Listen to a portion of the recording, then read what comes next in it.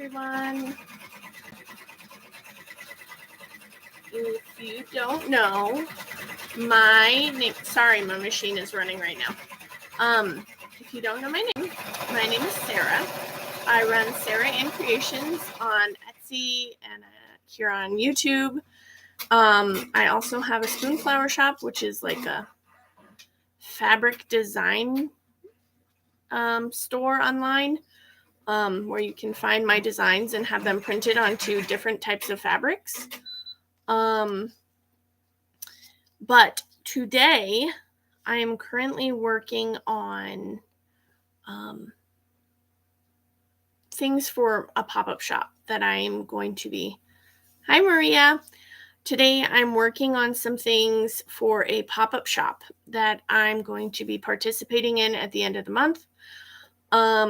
It's my first craft fair thing since I used to just do paper items. I used to just make handmade cards and tea bag holders, different little handmade things with paper.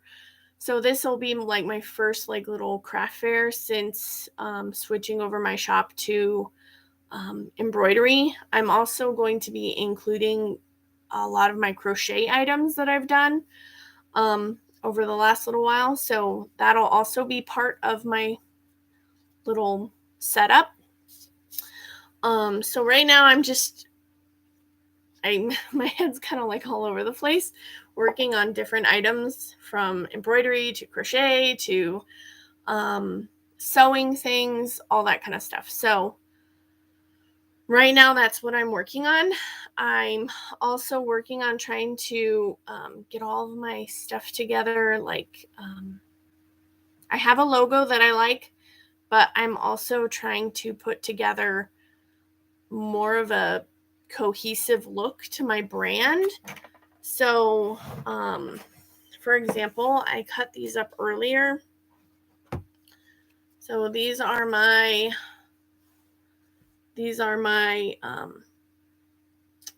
business cards that I did. So my business cards, and then these are going to be some hang tags.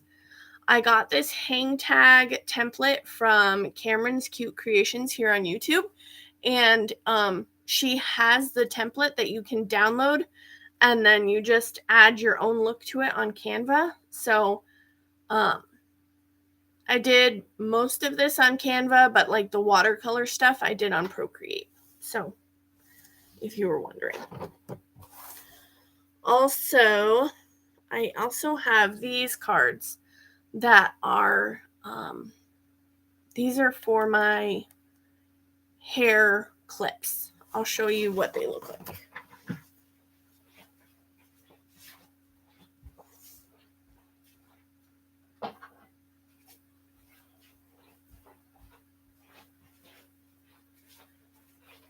I have to make more hair clips, but this is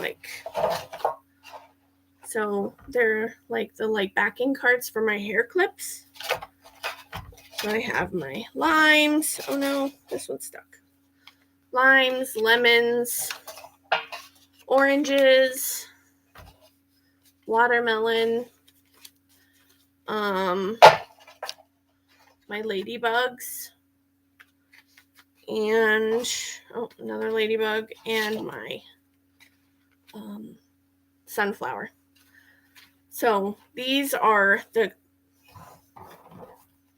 that's what those are for. And I have to make more of these, but so far that's what I've had made. Eventually I would like them to be printed by an outside source, because my printer is a inkjet printer, so it smears, and I swear no matter how long you leave it to dry, it still smears. So that's kind of annoying. But I'm also working on a lot of treat bag holders, or treat bag things. I'll show you those too.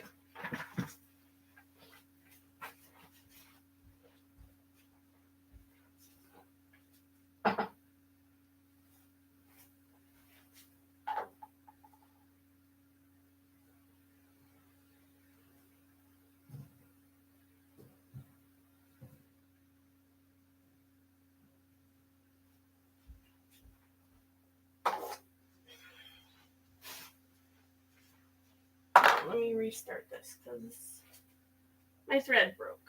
Hold on. For some reason, I have a lot of issues with black. And I've just changed all the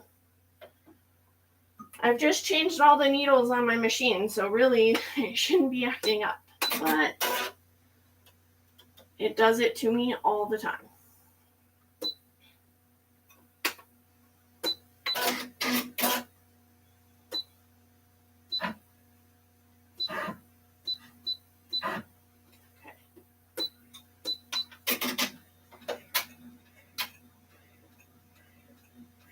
And then it doesn't want to catch. Oh.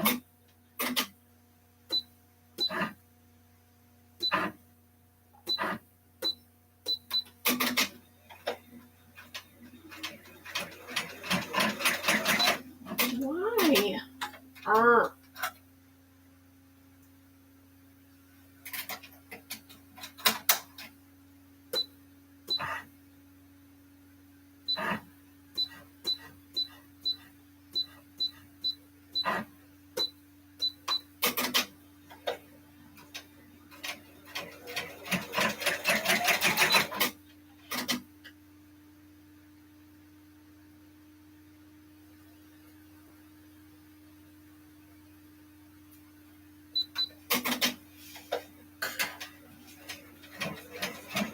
Okay, that's been started. I have a brother. Sorry, it's really loud. I don't know if you can pick up how loud it is. I have a Brother PR620. It's a 6-needle multi-needle machine. Okay, so I'm currently working on treat bags. So I have 2 pink, 2 blue. I'm not sure how many I'm gonna make for the thing, but I have my ghost. I have the purple ribbon one and the orange ribbon. I have my jack-o'-lantern ones. I have the bunny rabbit ones. And I also have the teddy bear ones. So I'm working on those and the Santa and the gingerbread men. So those are all the types of treat bag holders I'm going to be taking. And then I'm also going to take my reindeer candy cane holders. I'm sure you've seen them.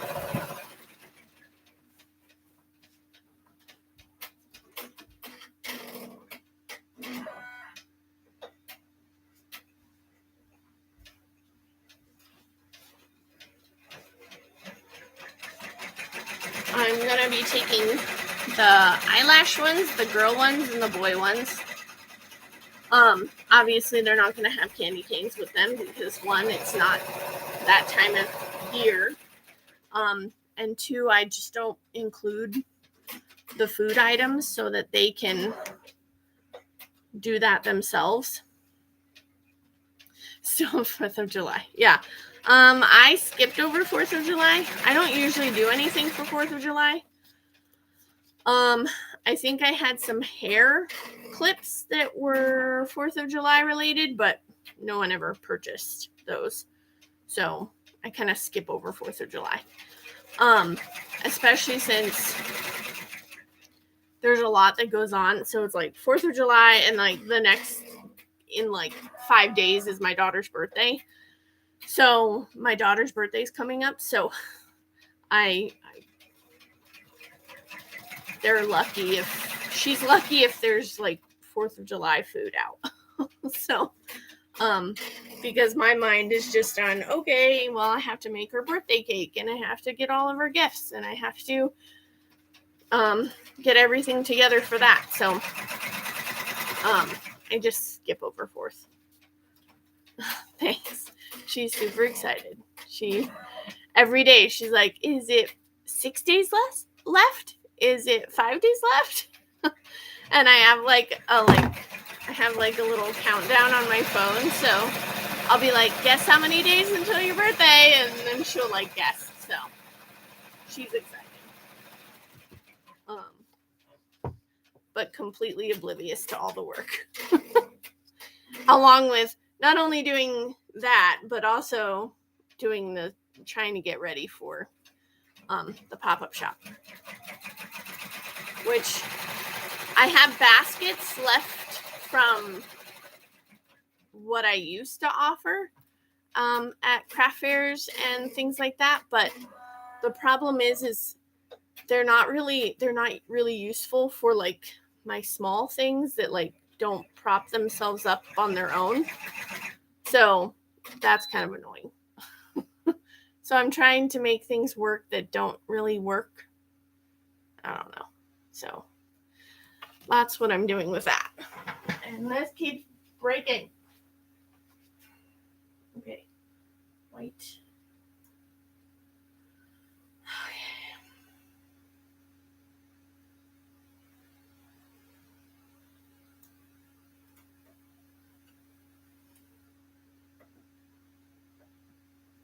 Now it's the white that's giving me trouble. Lovely.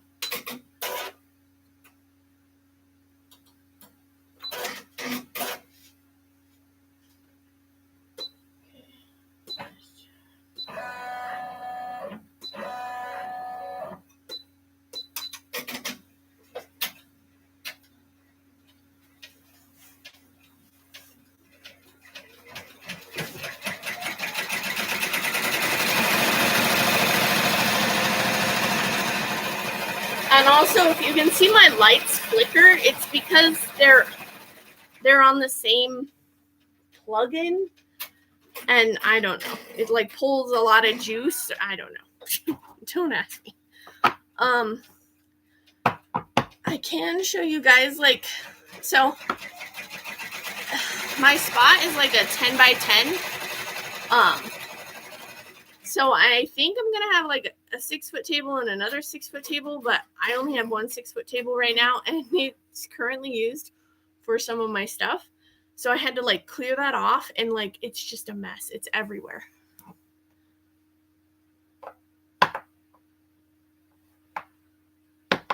I don't think I'll have help for my market. I mean, I'll probably send my kids to my parents, but my husband has to work every single weekend, so he's worked every single weekend probably or every single Saturday for the last 9 years he's worked there. So he probably won't be coming with me unless he can get the time off, which I doubt it, but so I can kind of show you. I'm like really embarrassed to show my basement. My basement is disgusting. Like even this is embarrassing, like all my crap. But the rest of my basement is worse. Let's see what this needs. Let me first trim this stuff up.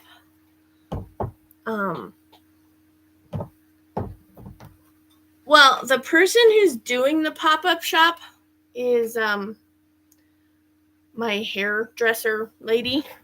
So I'm sure if I'm like, hey, I gotta go to the bathroom. But it's only like 4 hours long. Like it's only from 1 to 5 on a Saturday, so it's not all day long. So I don't think it'll be a huge issue, and I'm pretty sure that she would sit and watch my stuff if I needed to, because I don't know how big it's going to be, because where her place is not, it doesn't have a lot of grassy area, so I don't really know how she's setting this all up. I don't know. I'm trying not to make any expectations in my head, because I'm like, I don't know what I'm doing. The last craft fairs I set up at were where my mom worked. Like several years ago. My mom retired during the pandemic. So I I haven't been to that craft fair in a long time, and she worked at a nursing home, so I doubt they'll ever have one again. So if I do any more in the future, it'll be random. So I'm not setting any high expectations for it. I'm just like, well, it'll at least get my name out. Even if it completely is horrible, at least I will have tried it. And yeah. Anyway. Okay.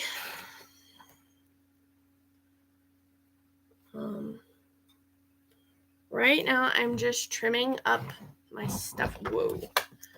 I know I'm not supposed to I'm not supposed to let my magnetic hoop near much, so I'm trying to keep it.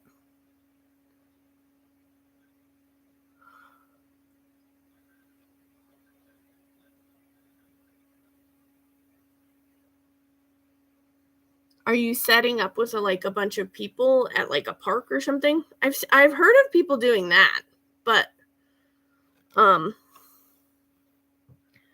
don't know. This is the first time I've been wanting to try to do a craft fair or anything since before the last 3 years. Before then, I couldn't do it because I had just had a baby. So,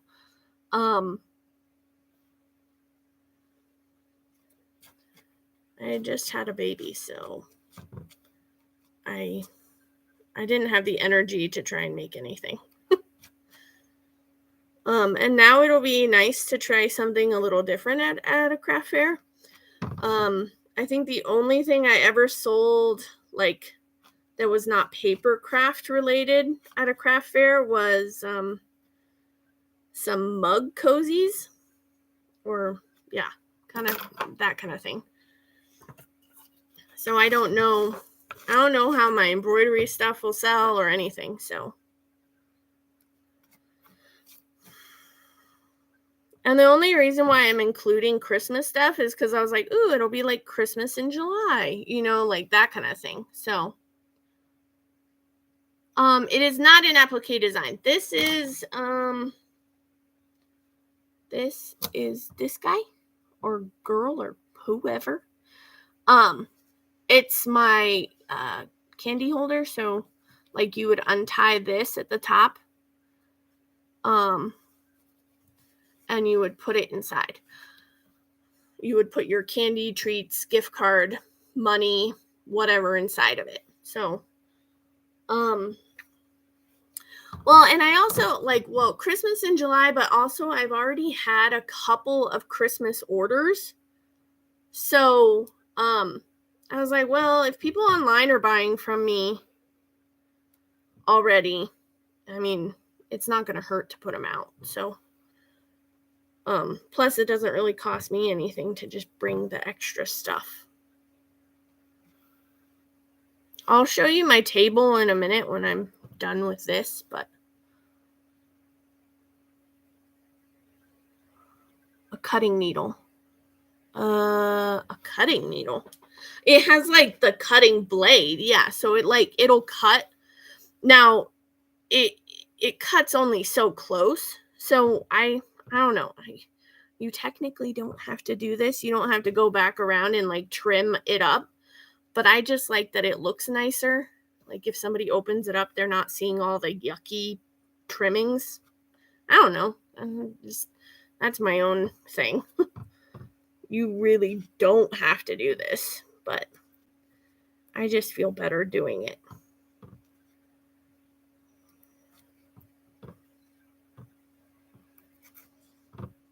Especially the ones that are near the edges. Yeah, the blade thing. Yeah, it's got the blade thing. Because I was like, I don't know.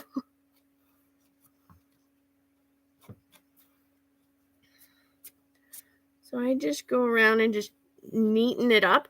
Especially ones that are at the edge. I like to neaten that up.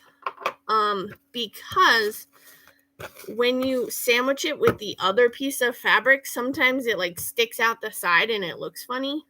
And I also like to neaten it around here because right here I have to trim that out because that is where my clear piece of vinyl is. And you have to trim out your cutaway from there so that people can actually see in. Sorry, I'm going to be moving this, so you may not see what I'm doing, but all I'm doing is cutting close to around the edge.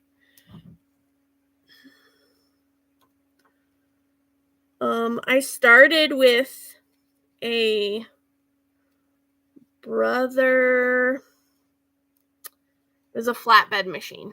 I can't remember the name of it. It was a Brother NQ 3600D, I think. Meaning it was like, I think the D means it's dual.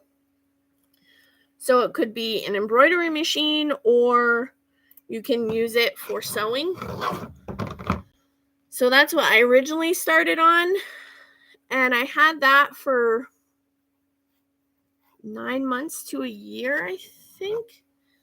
And then I saw the place where I had purchased it from had said that I could exchange it, and I could exchange it for an upgrade later down the like within a year if I wanted to. So I saw that they had this PR 620 for, it was like somebody had exchanged it, or not exchanged it, but like they had it in California and then they moved here and they said they didn't need it anymore, and so they just I don't know the word, got rid of it. So I went there and I said, hey, can I turn in my machine for that machine? And they said sure. So that's how I ended up with a multi-needle. I would like to get a bigger multi-needle, but that's just not in the cards right now.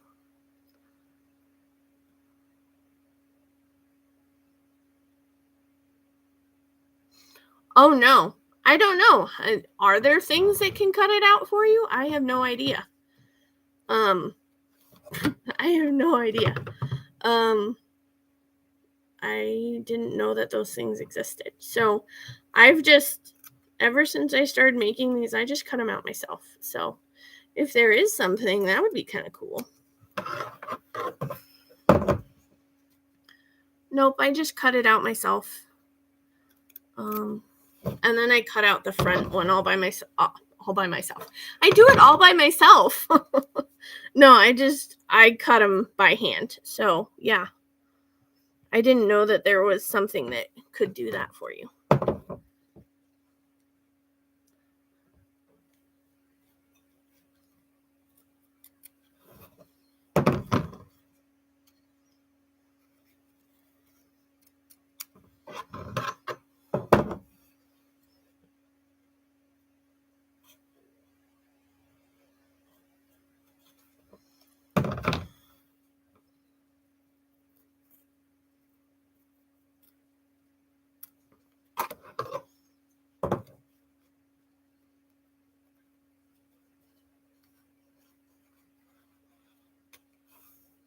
Okay, so those are done, and I can wait. Yeah, I can wait and do this center part on the belly of the felt. I can do that after I've finished doing it all up. So let me, and then this is what I do is I sit there and I feel the fabric and I go, okay, which side do I think is fuzzier and nicer?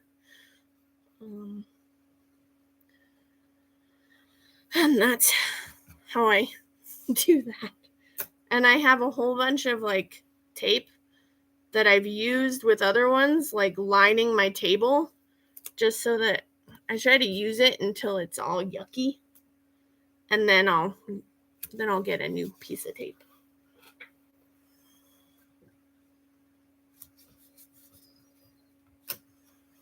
And since this is white, I can use my bobbin thread because the only bobbin thread that I keep on in stock is my white bobbin thread. But if this was another color, like, so for example, with like these tags, with these hair clips, since it's orange, I try to match the color on the back just so that it looks neat and tidy and it doesn't look weird. I don't know. That's my own personal preference. You don't have to do that. It takes extra time and extra effort, but I keep all my prepared bobbins that I use the most in here. So, like these ones. So like these are all the colors I use to finish off the backs. So like, for example, this one, I finish it with my brown. That's why I like having the white felt, because then I don't have to do any special ones. So yeah, but you know, I have orange, I have blue, so I do that with everything. I try to match it so that it looks really finished and nice and neat. So do you cut fabric, or was that stable? Oh, this. So this right here is my stabilizer. For these items, I use cutaway stabilizer. And this, so I cut away the cutaway stabilizer to expose the clear little belly. And then when I finish sewing this, so all this has left is just a running outline around the ghost. So I just need to do that on that one and on this one, and then I can cut out the belly. You can cut out the belly now, but I figured if I'm going to be cutting them out completely, I might as well just do that when I'm done.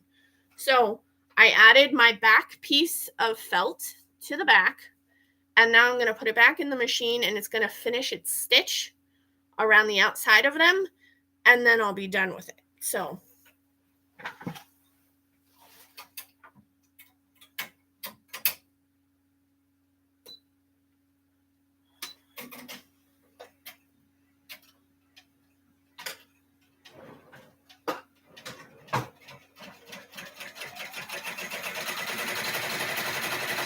whoa. I think it came loose. Hold on.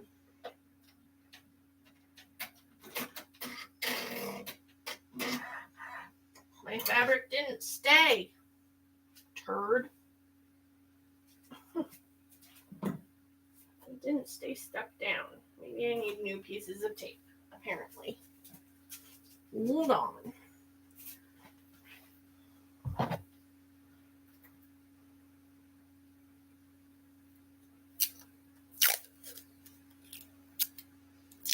Yeah, if you're ever confused as to what I'm doing, because I don't always explain what I'm doing because I just do it, just let me know.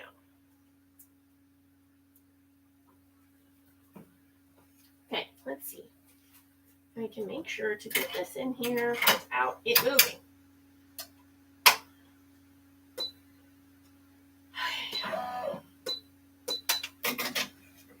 Okay, that's right.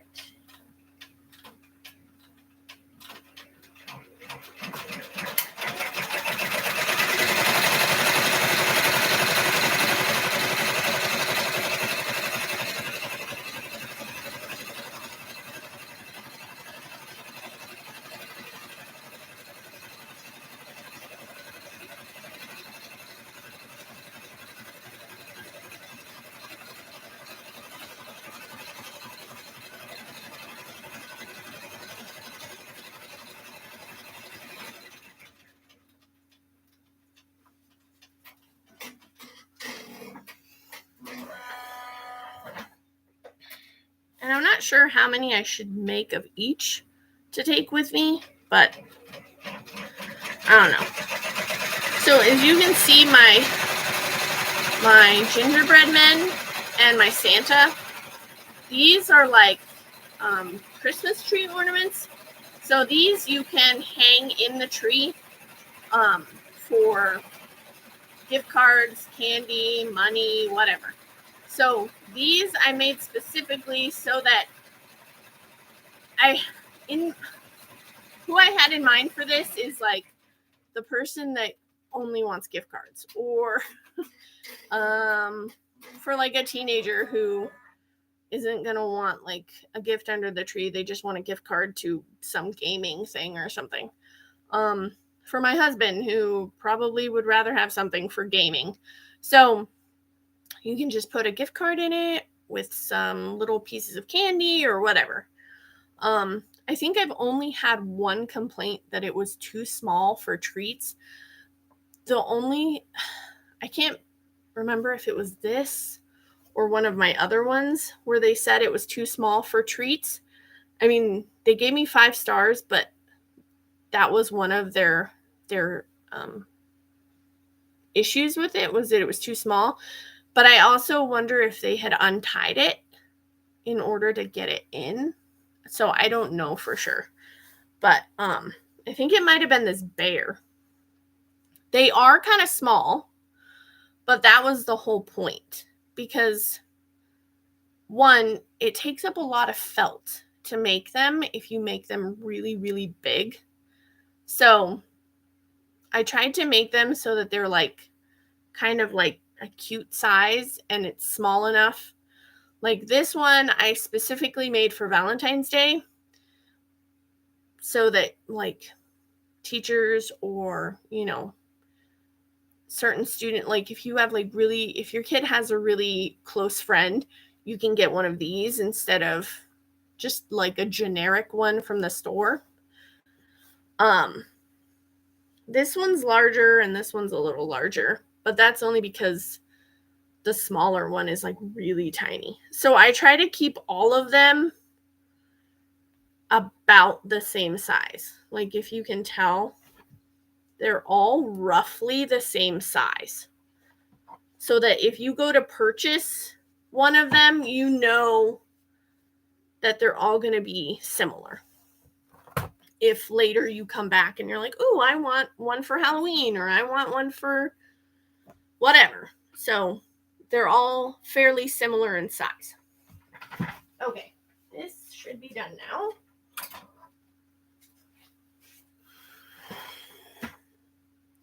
So here is them finished. And now I have to cut them out. But if you can tell, I don't know if you can. See how it's like open here? So it's stitched on the front. But then this is left open so that you can put your stuff on the inside of them. So this is done.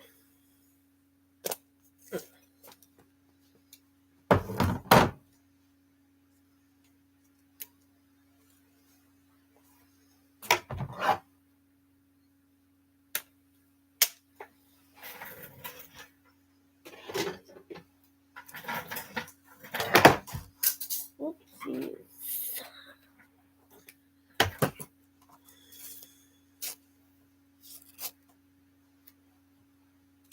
I am also working on another item that I've never made before, which I've just recently made 7 of them. They're called helping hands, or like playing card holders. I originally found them from someone on YouTube. Oh, I wish I could remember her name. Maybe if I can find it on my phone.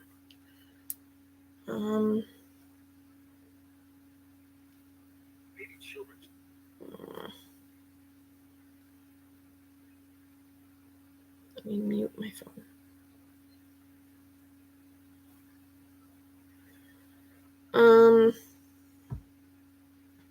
Helping Hands.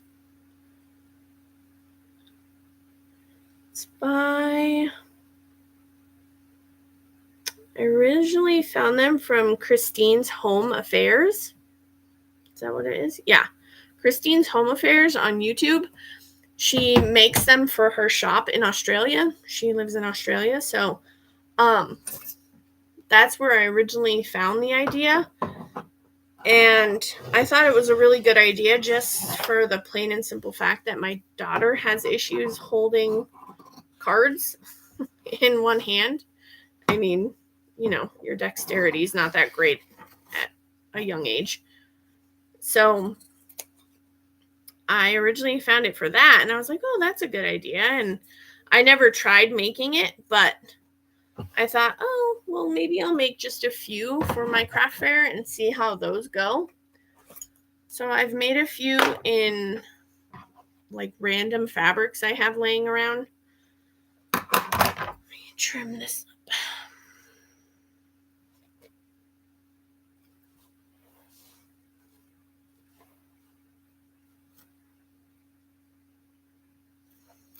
I have a lot of miscellaneous fabrics that I purchased for other ideas, and either I made it or I didn't make them, and they're just laying around. So now I will go ahead and just cut this out. Both of these ghosts.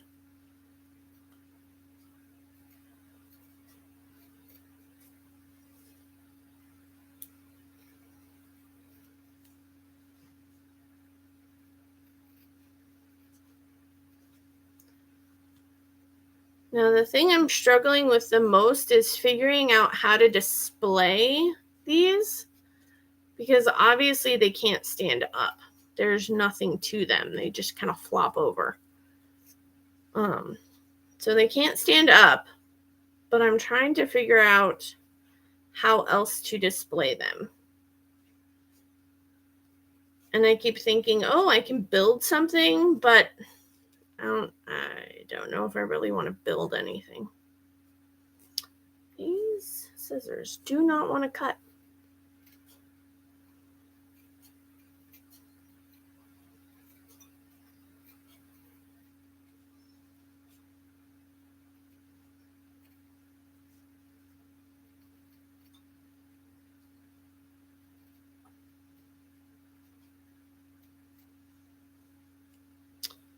Dang it.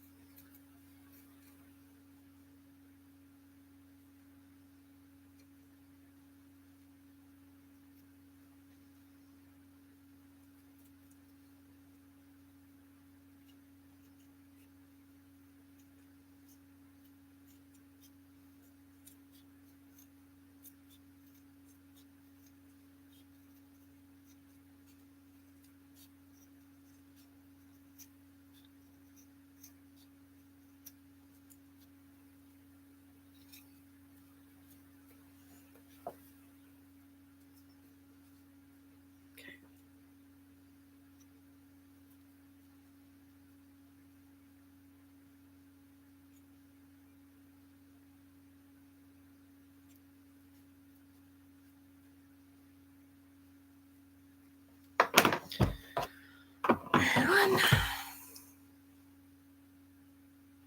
That's okay.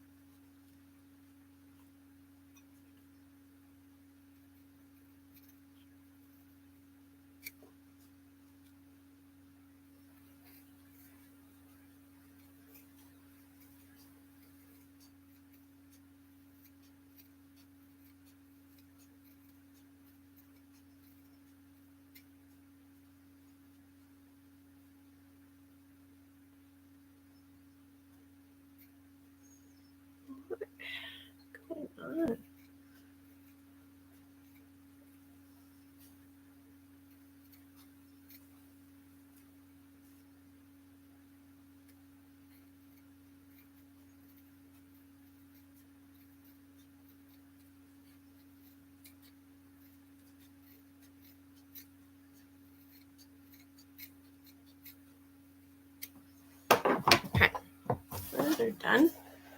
Now I just need to cut out the middle, which you can do multiple different ways.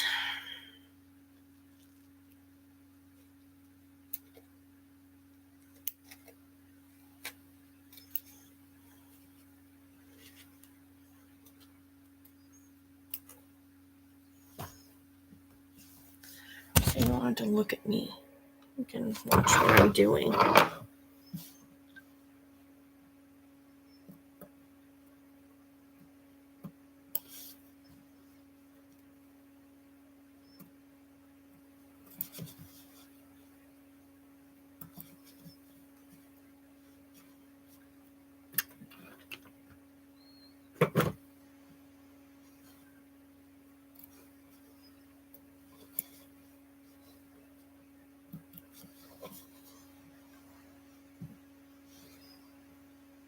So now I'm just trimming out the center of my tree bag holder's felt so that you can actually see through it.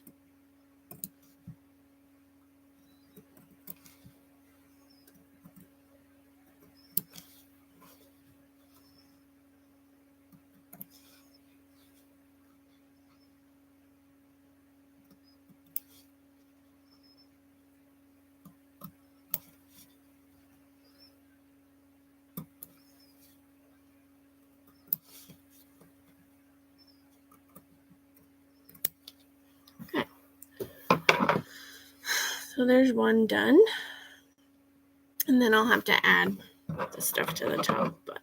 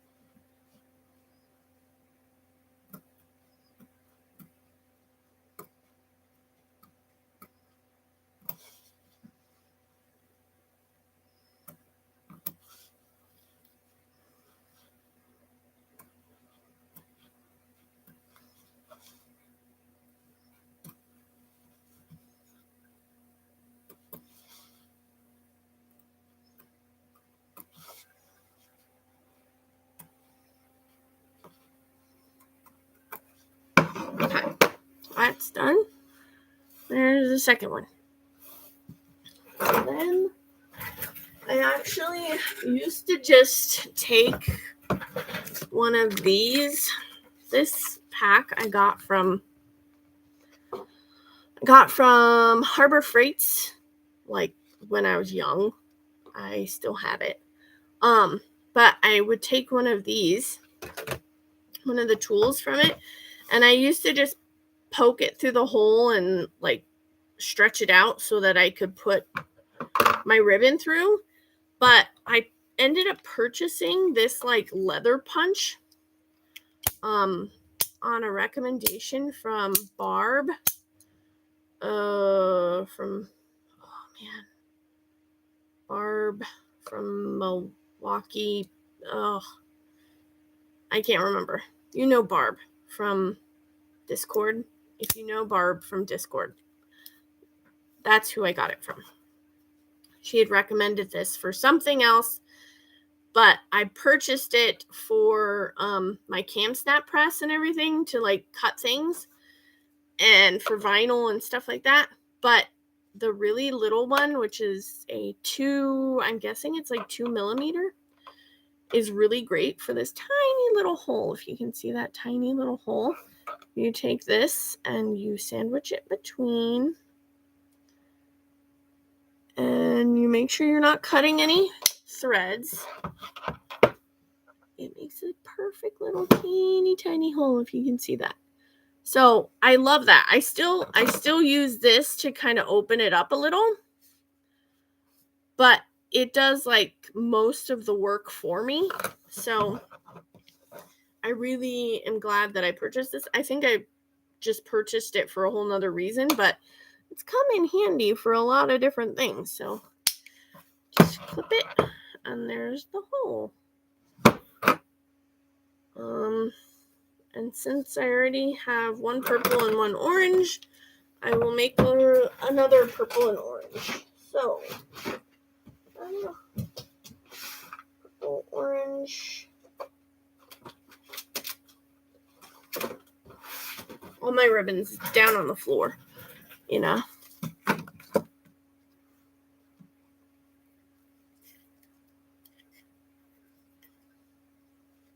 Yeah, it works so good for all kinds of things. So for my ribbon that goes on top of these guys, I usually do it at about 12 inches, maybe a little bit more, 12 and a half, I don't know. I just measure 12 and then I kind of trim a little beyond that. And I do make sure to heat seal my ends because these are polyester. Polyester ribbon, you can run a flame across the end really quick and it helps seal the ends. So I'll just do purple here.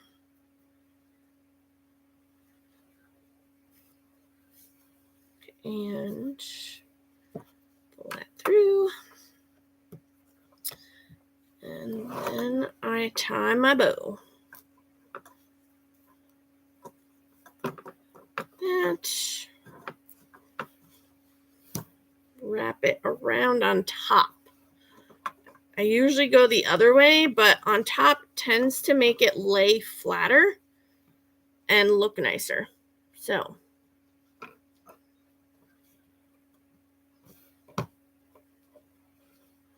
it's being a little finicky, but it looks better than the other way. So, and there is the purple one. Now the orange one. So I lay it out, grab there, grab here, and I trim a little bit longer. By a little bit.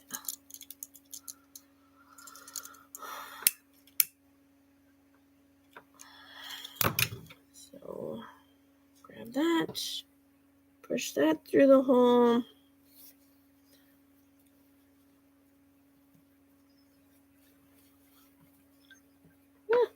There we go.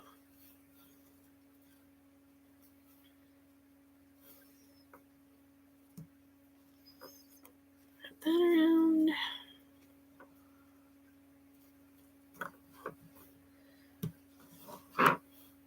And grab that.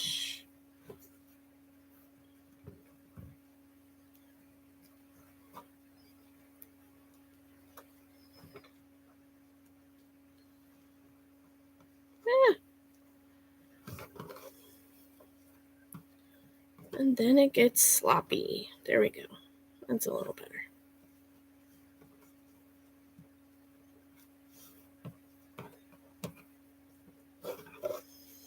And then there's the orange one. Okay, so I have one of each of those. Orange, orange, purple, purple.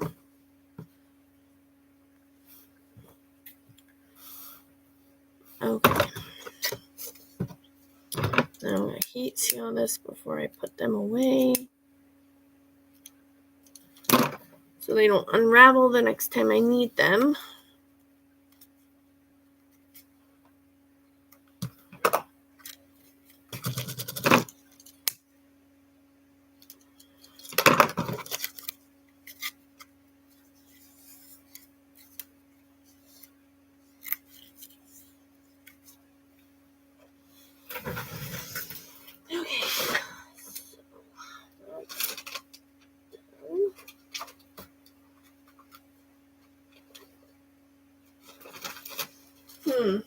I should also probably make some of these. I don't know. Anyway. Okay, so let me see. I could show you I don't have it set up, but like sort of.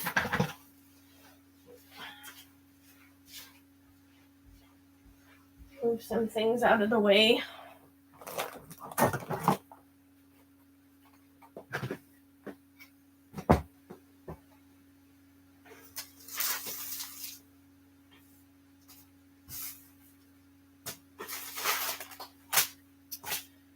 Okay.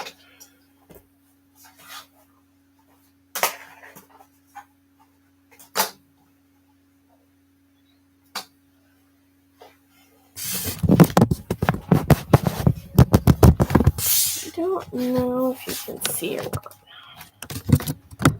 Okay, so here's the 6-foot long table. I actually purchased this. I got the idea from, sorry, this is my light cord hanging, and I can't move it anywhere else. That's where it's gonna be. I purchased that from Hobby Lobby. It was in the clearance section.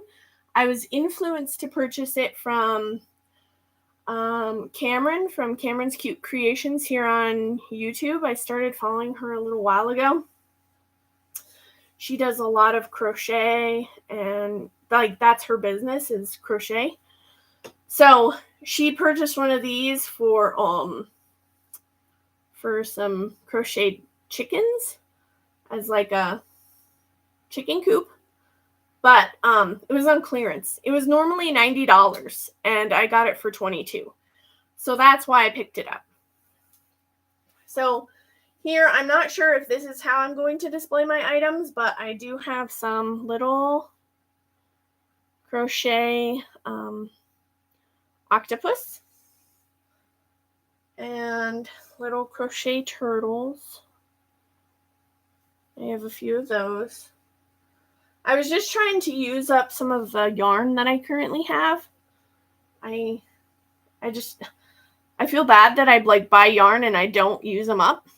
So that's what I am doing. And then I have these little chubby frogs.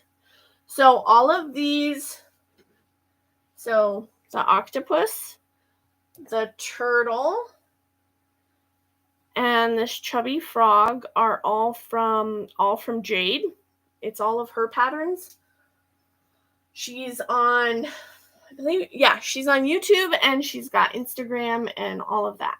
I think she has TikTok. I don't know. I don't have TikTok. But all of those patterns are all from Jade. And then this one is, these pumpkin patterns are from Cameron from Cameron's Cute Creations. So all of these like cute pumpkins are from her. So I made a ton of those pumpkins. This is just an idea of how I could display it. But, I mean, I have a box full of pumpkins. Like,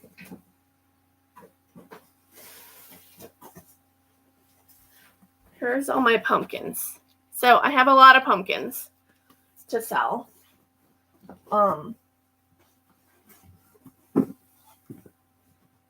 Then I also have like a bunch of these little, I have like 4 of these really teeny tiny ones.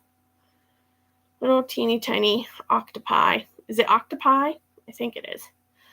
But I have like 4 of those. I could probably make more. But I have 4 of those. Not sure where I'm going to put those. And those are also all from Jade, but that's a free pattern on her YouTube channel. So this is an old display that I had from before.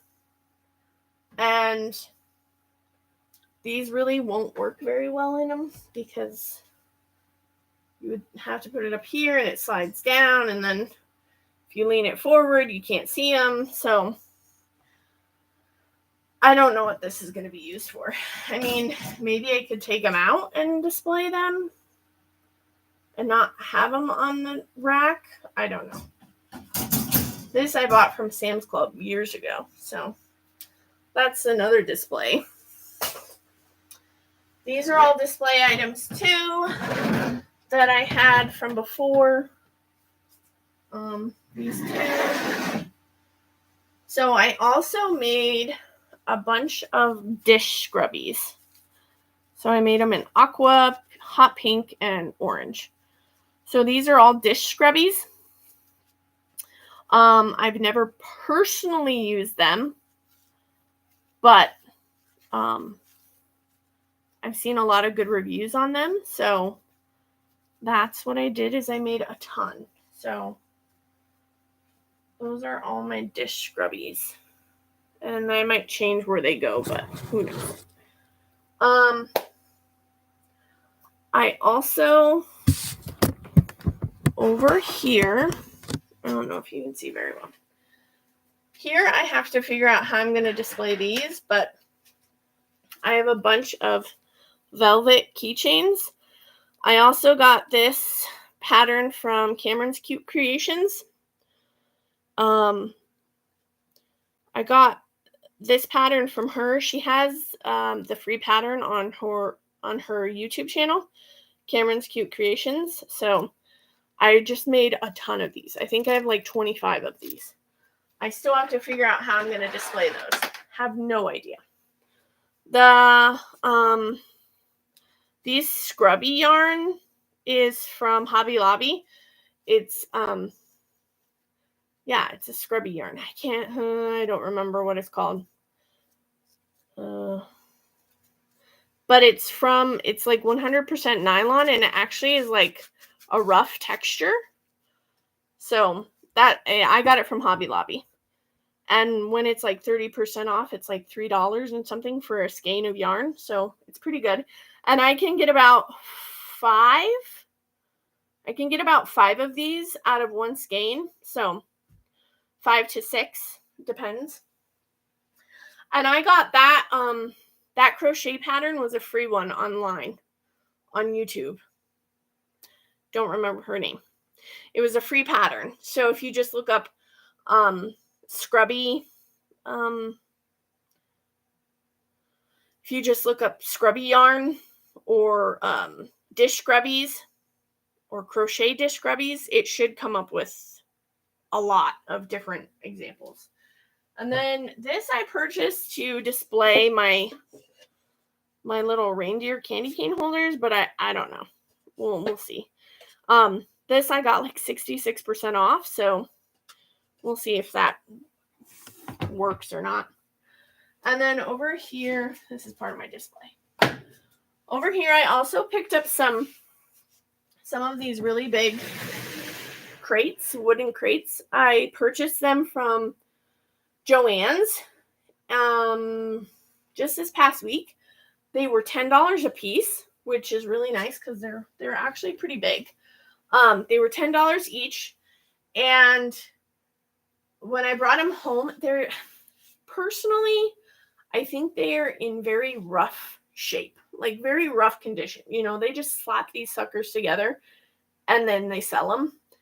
So I brought them home, and because I'm a perfectionist, I actually took my husband's palm sander to them so that they were nice and smooth and there's like no like jaggedy edges to them. So that's what I did, is I just took the palm sander to them and made them look a lot nicer than they were before, but I kept them without any stain or anything on them. So the hats. So this hat was actually a free pattern on YouTube too. Once again, I can't remember, but this is like a newborn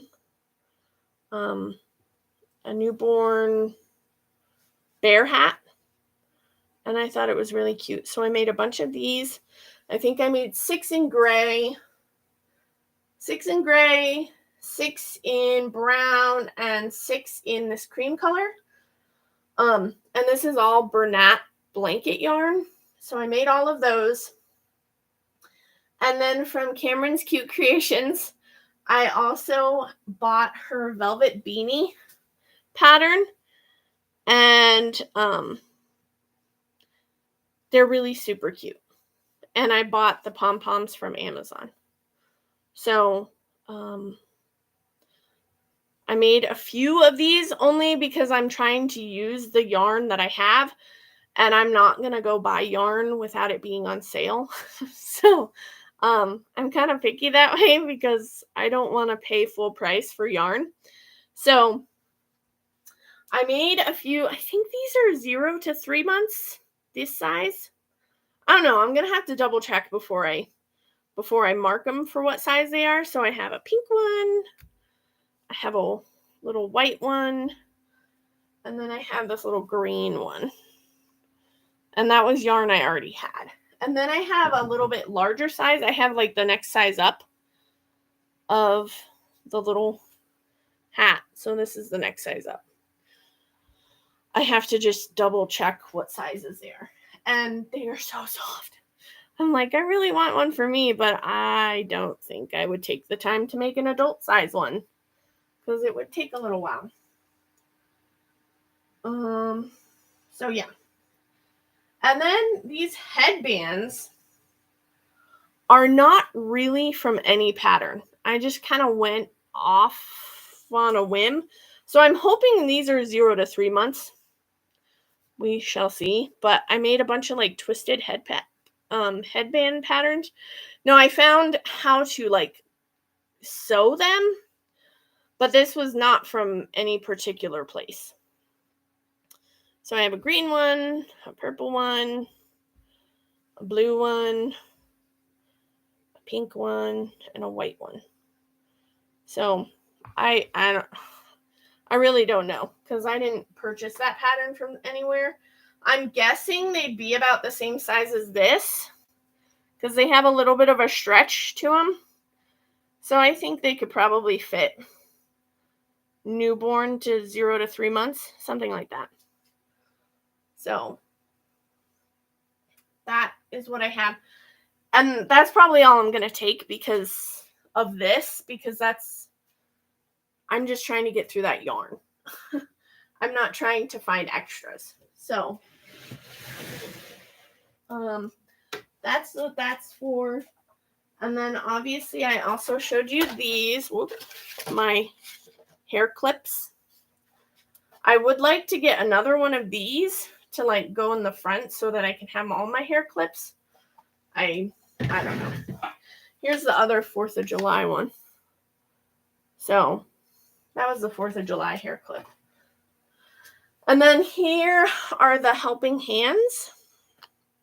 So they're made from DVD, like bank.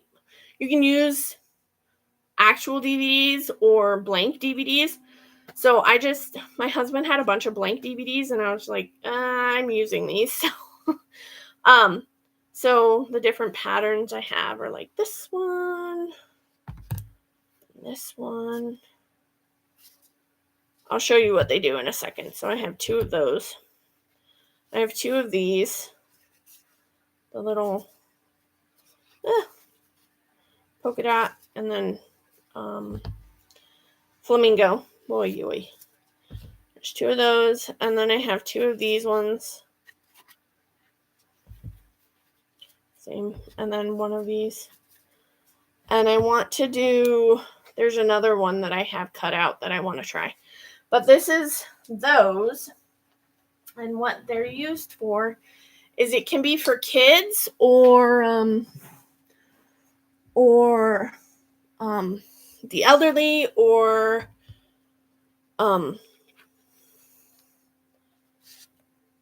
where if you're like playing cards and you have arthritis in your hands or whatever it might be, you just hold it and you can like pull your card out and like put it down or add it to, which I really like the idea. And I specifically thought about it for my daughter just because she can't hold cards. We tried to play, what was it, Old Maid, and she couldn't hold her cards, so I would like have to shuffle them for her and hold them up for her, and I was like,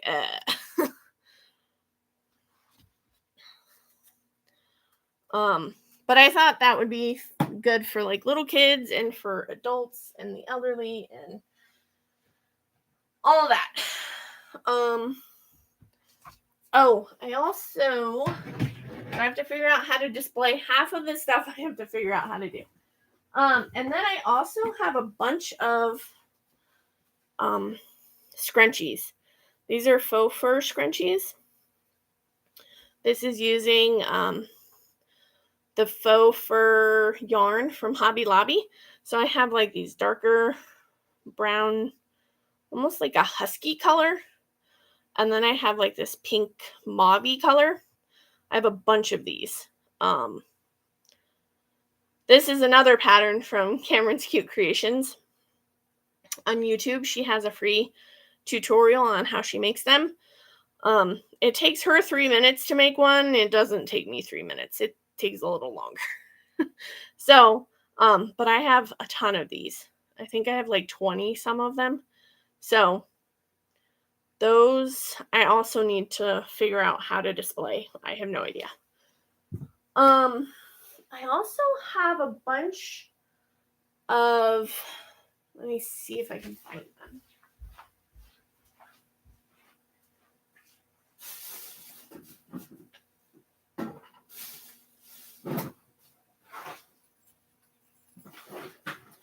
There's some of them.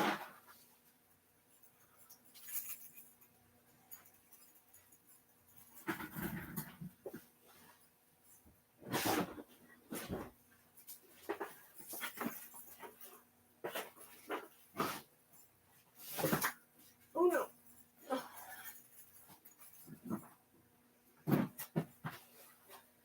I also have a bunch of wristlet keychains. I mean, everyone seems to make them, but I have a bunch of these ones that I made for Easter, but I never got a chance to put them up. So I have a bunch of these ones. And then I have a bunch of these, like, ones that I made originally that are on my Etsy shop that I haven't sold yet. So I have a bunch, like, prepackaged. So like that, and this.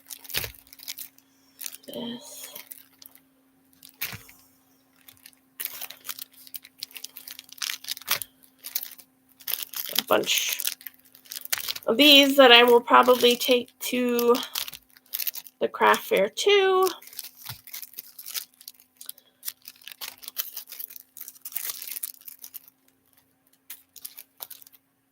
So I have a bunch of those that I will take with me as well. Got to figure out how I'm going to display those too. So, I also wanted to make some of these. These I made, sorry, they're kind of dirty because my children, I made my kids this last year for Halloween. And I thought it would be nice to make a few of these too, but I don't know if I'll get around to it. But other than that, and most of my stuff is, here, I'll put you back.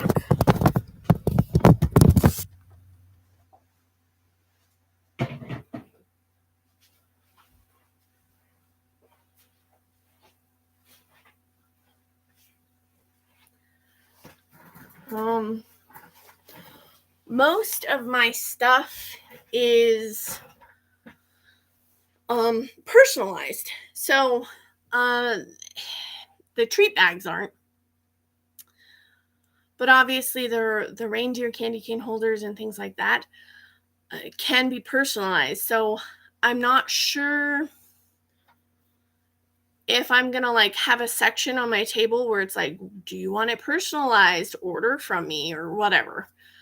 I'm not sure if I'm going to do that or not. But I've tried really hard to like make things that people can just buy and go. But I would also like to be able to sell personalized items too. So I don't know how I'm going to do that. But That's pretty much what I'm going to offer. And now is just like prepping everything, like sewing everything up, prepping it, and then trying to figure out how to display it. I really want to do a lot more like height to my display, but I really don't know how I'm going to do it. So if you have any ideas, I'm open to ideas, but other than that, I really am not sure how I'm going to do all of it. But I think I have a fair amount of stuff to take. So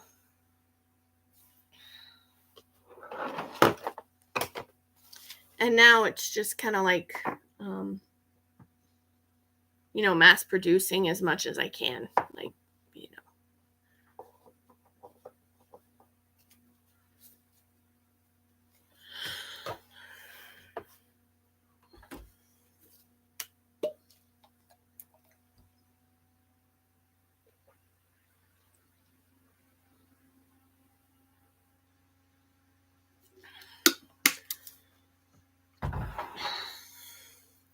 well, and every time I get an idea of how I can display something, I'm very big on, like, I don't purchase things unless it can be used for multiple uses. Like, if I find something and I'm like, well, I could use it for this and this and this and this. Same thing goes with whatever I offer in my shop. If I purchase something, I want it to be used for multiple things. Like my felt, I mean, it can be used for ghosts. It can be used for Santa. It can be used for lambs. It can be used for rabbits. It can be used for anything. My tan colored felt, it can be used for any, like, animals, gingerbread men, whatever. I like things to have multi-purpose or multi-use. So that goes with displays. Like, I want something that if I change my mind, I can use it for other reasons or other uses. And so far, every time I think of something, I'm like, well, that can only be used for this. So I'm like, then I'm not going to buy that. Also, I have a lot of things that I have to purchase for this thing. I need to get a canopy because we used to have a canopy because we had a coffee business and we were outside a lot. But because of that, we were outside a lot, and that canopy got completely torn to shreds. I mean, the thing got ruined. The brace, like the frame itself, got completely bent out of whack, like, because there were times where, like, wind actually picked it up and, like, twisted it. So we used that until we couldn't use it anymore. Also, the other weird thing is I used to use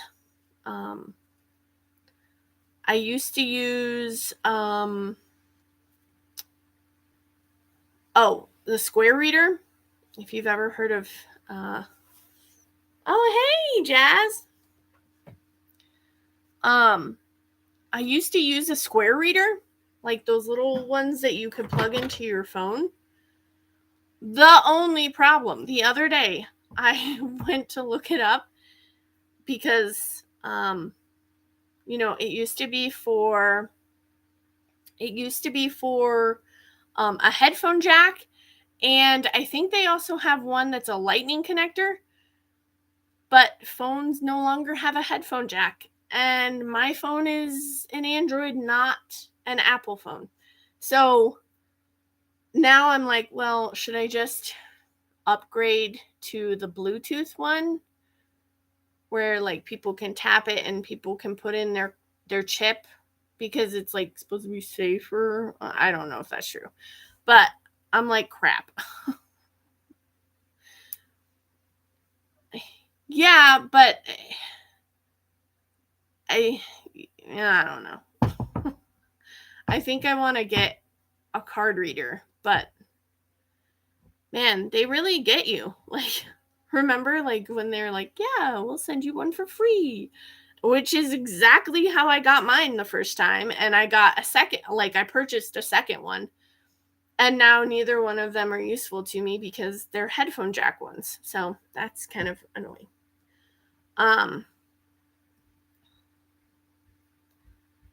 Yeah, that's what it told me too. Like when I logged into it, it was like, do you want to turn on NFC? But like, is that safe? Oops, sorry. Is that safe? Like, I mean, do they have access to other things too? Oh, the Bluetooth. No, not the big terminal. Those big terminal ones, yeah, are $300. But they have like a smaller one, like it's like just a little square. Like it's not the ones that you plug in this, but like it's a little square. It's like $50 or $60. So that's their like smaller one. No, I wouldn't be paying $300. I'm not paying $300 for that. Yeah, you can put it in manually, but it also costs more to do that.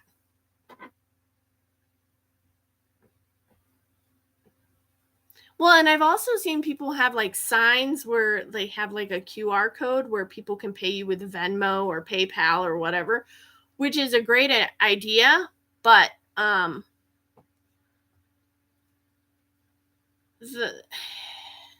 only thing I worry about with those is people deciding to like refute the amount they pay and then get their money back, but they took the item, if that makes sense. Apparently I don't trust anyone. Apparently I have trust issues.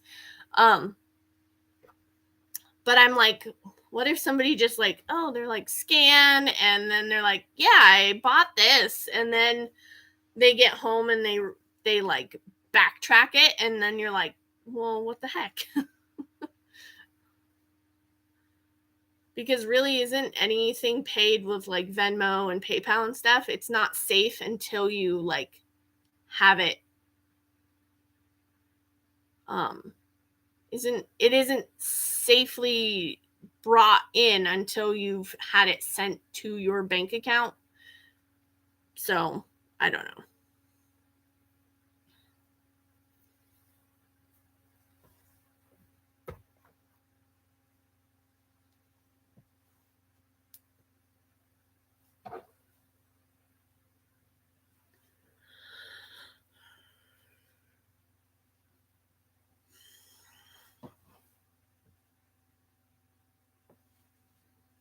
Can they do that with Square though?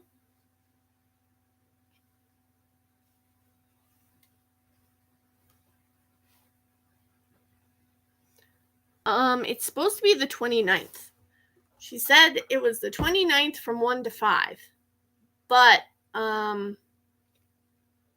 I even wrote her. I was like, when do you want me to pay you? Like, she doesn't get back to me very fast, but like, who knows? She could be like doing hair and stuff for weddings, so she might not be getting back to me very fast. I'd be bummed if I got like a message that was like, we're not doing it now.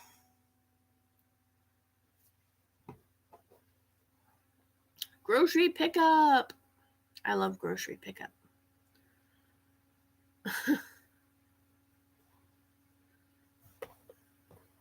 Well, I guess I could put these on cards. Let's see.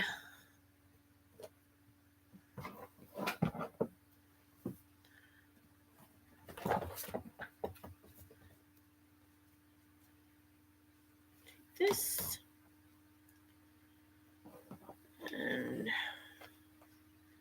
And I just kind of eyeball these because I don't know for sure.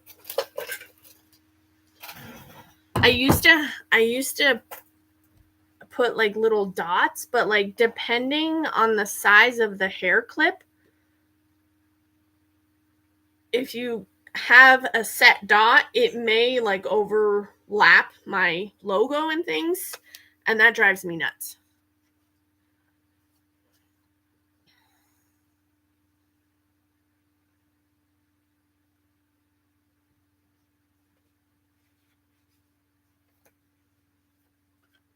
So I just kind of line it up, grab my clip thing. Do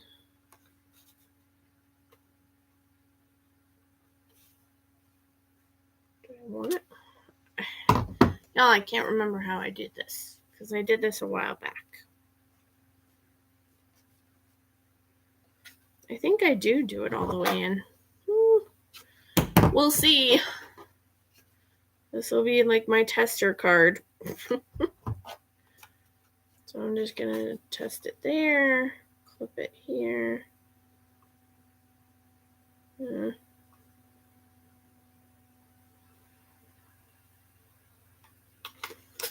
scared. Okay, so clip it in. Come on, go in. Aha, it worked. Good.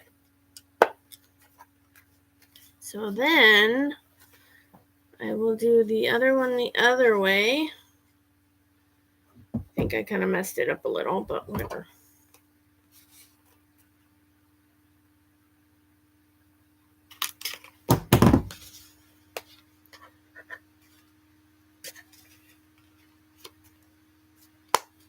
There. Yeah, that definitely is too high. I wonder if I can pull it down a little.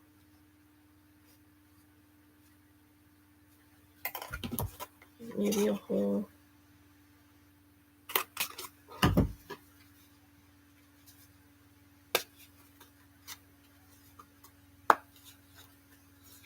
See, like that. So those can all go in the same place.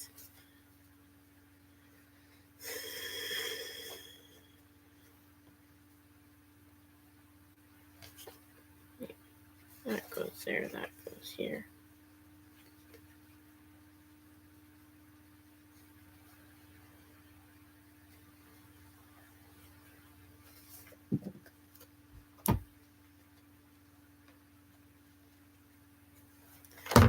And I can use this, but just line that back up.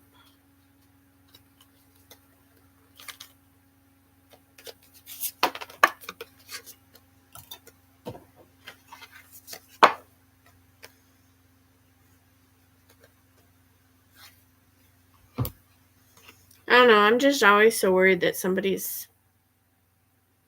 the market date is July 29th. So we shall see. What do I mean? I just went over all. Okay, hold on.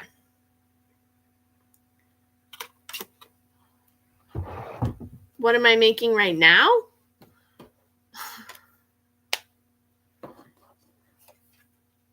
Or what am I making for the market?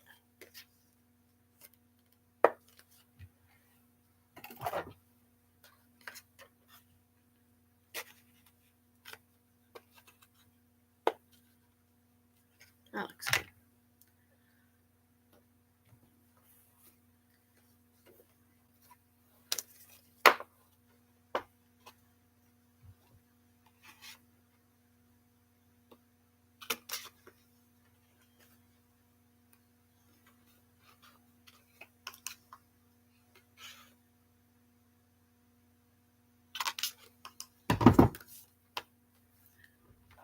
Okay. I'll show you one sec.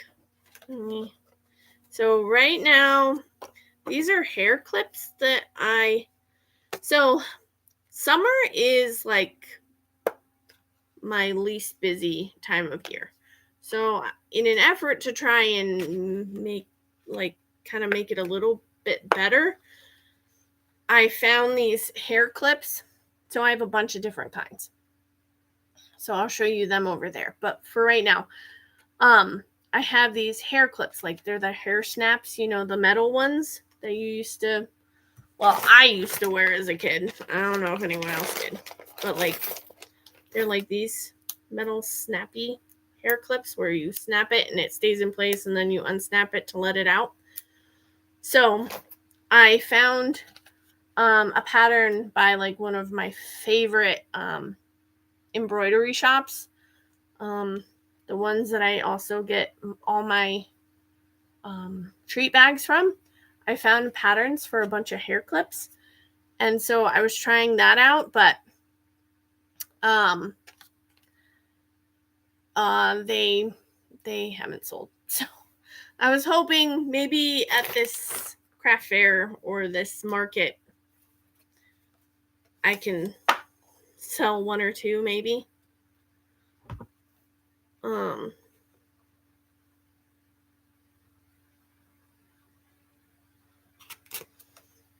So right now I'm just putting them on my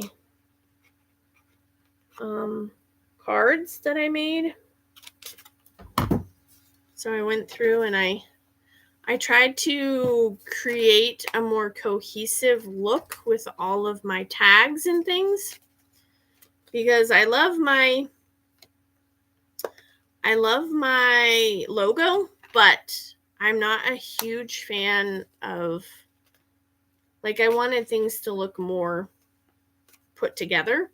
So I went through and I updated like the hair tag cards. So it's got my logo and it's got my information and it's got like a watercolor look to it. And then I made some hang tags that I will put on like some of my crocheted items. So I did watercolor on that as well. And like this is just another version of my logo without like the long name. And then I also have my business cards that I put the watercolor. So they all are like a cohesive look. And I'm planning on getting a banner for my canopy that I don't have yet. I plan on getting a banner for that has like that watercolor look to it too. So that hopefully everything kind of goes together and like when people see it, it doesn't look like I just kind of threw things together.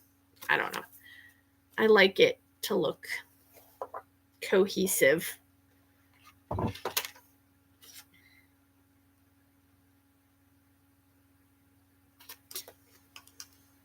I also like to keep my stuff fairly plain. Like, especially because if I want to print things at home, I don't want to be wasting a ton of ink. I would rather like use a little bit of ink versus a ton of it. So that's why I try and keep things kind of simplistic. That's why my logo is simplistic.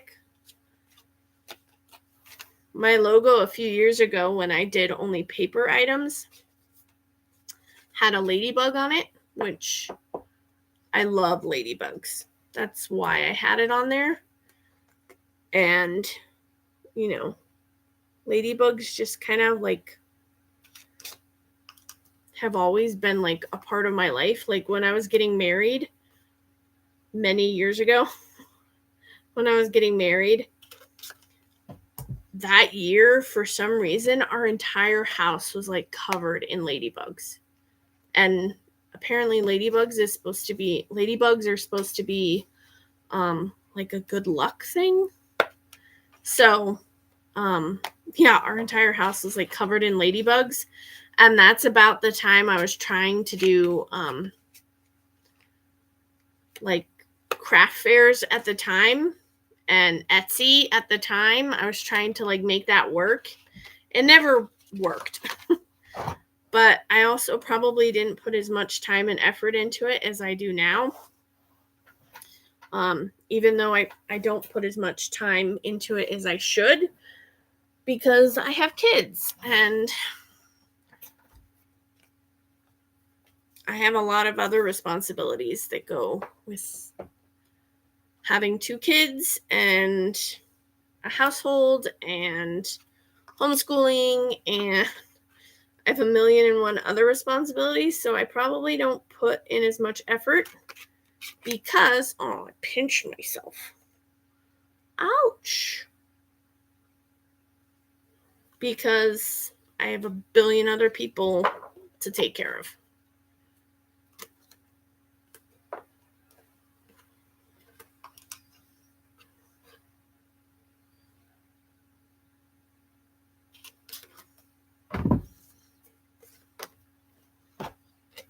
Ow, that really hurt.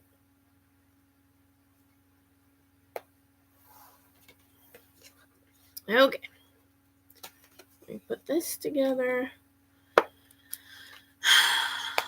And then, Jazz, are you still here? I can show you what I've made so far for the market.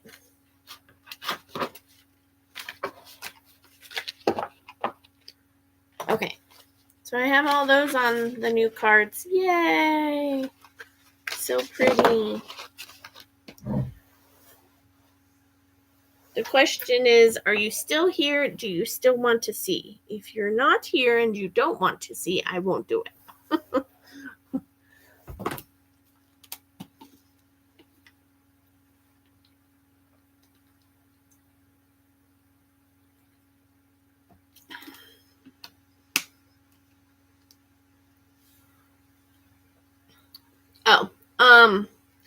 So, okay, well then I'll just explain. So I made some, I've already told you about the hair clips. I've done different types of hair clips. I've done orange hair, and these are felt hair clips. I've done orange, lime, lemon.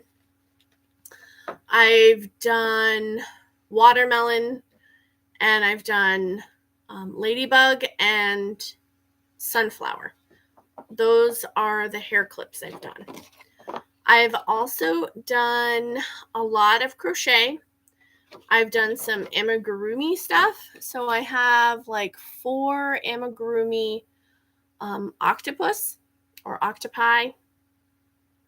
I can never remember which way I'm supposed to say it. I think it's octopi. So I have like 4 small octopi. I have 4 small sea turtles. And I have like 10 chubby little frogs. Those are all my amigurumi. I also have like really mini octopi, but I can take them, but I don't know what I'm going to sell them for. So I have those. I also have a ton of crocheted pumpkins. So I have them in like a cream color and an oatmeal color. So I have a bunch of crocheted pumpkins. And then I have crocheted hats. So I have newborn, I have a bunch of newborn teddy bear kind of hats. So I have 6 gray of those, 6 brown of those, and 6 cream of those. And then I also have velvet beanies. And the velvet beanies, I only have a few of those just because I was trying to get rid of some of the yarn that I have. Because, you buy a crap ton of yarn and then you use it for one project and you never use it again. And then you go and buy more for a new thing. So I'm trying to go through it. I love velvet yarn, but I'm trying to tell myself you can't buy any more until you use what you have. Plus, I also don't like buying anything full price. So if I'm going to buy something, I'm going to wait for a deal. So I have 4 crochet velvet beanies for I think it's anywhere from 0 to 3 months to 6 to 12 months. I think that's what those are for, or the sizes they're for. And then I also have some twist headbands. I have no clue what size those are for, but I'm guessing newborn to 3 months. That one, I did not use a pattern. I kind of went off of my own thought process. This looks big enough for a head. I don't know. So we'll see if those are even the right size. So that's my and then I crocheted a ton of dish scrubbies out of I feel like it's called like Scrubology. No, I don't know if it's Scrubology, but it's like a scrubby yarn that I got from Hobby Lobby. I made a bunch of aqua, a bunch of hot pink, and a bunch of like neon orange dish scrubbies. So those I've also done. I also have a bunch of faux fur scrunchies, like faux fur crocheted scrunchies. I have those, and I also have crocheted, velvet crocheted, like keychains or like wristlets. They're velvet. I have that, and then I have sewn wristlets. So like out of fabric, I have wristlets for that. I also have something called Helping Hands. They're like 2 CDs that are like sewn together, or they're covered in fabric and like sewn together with a button to help hold cards when you're playing cards, or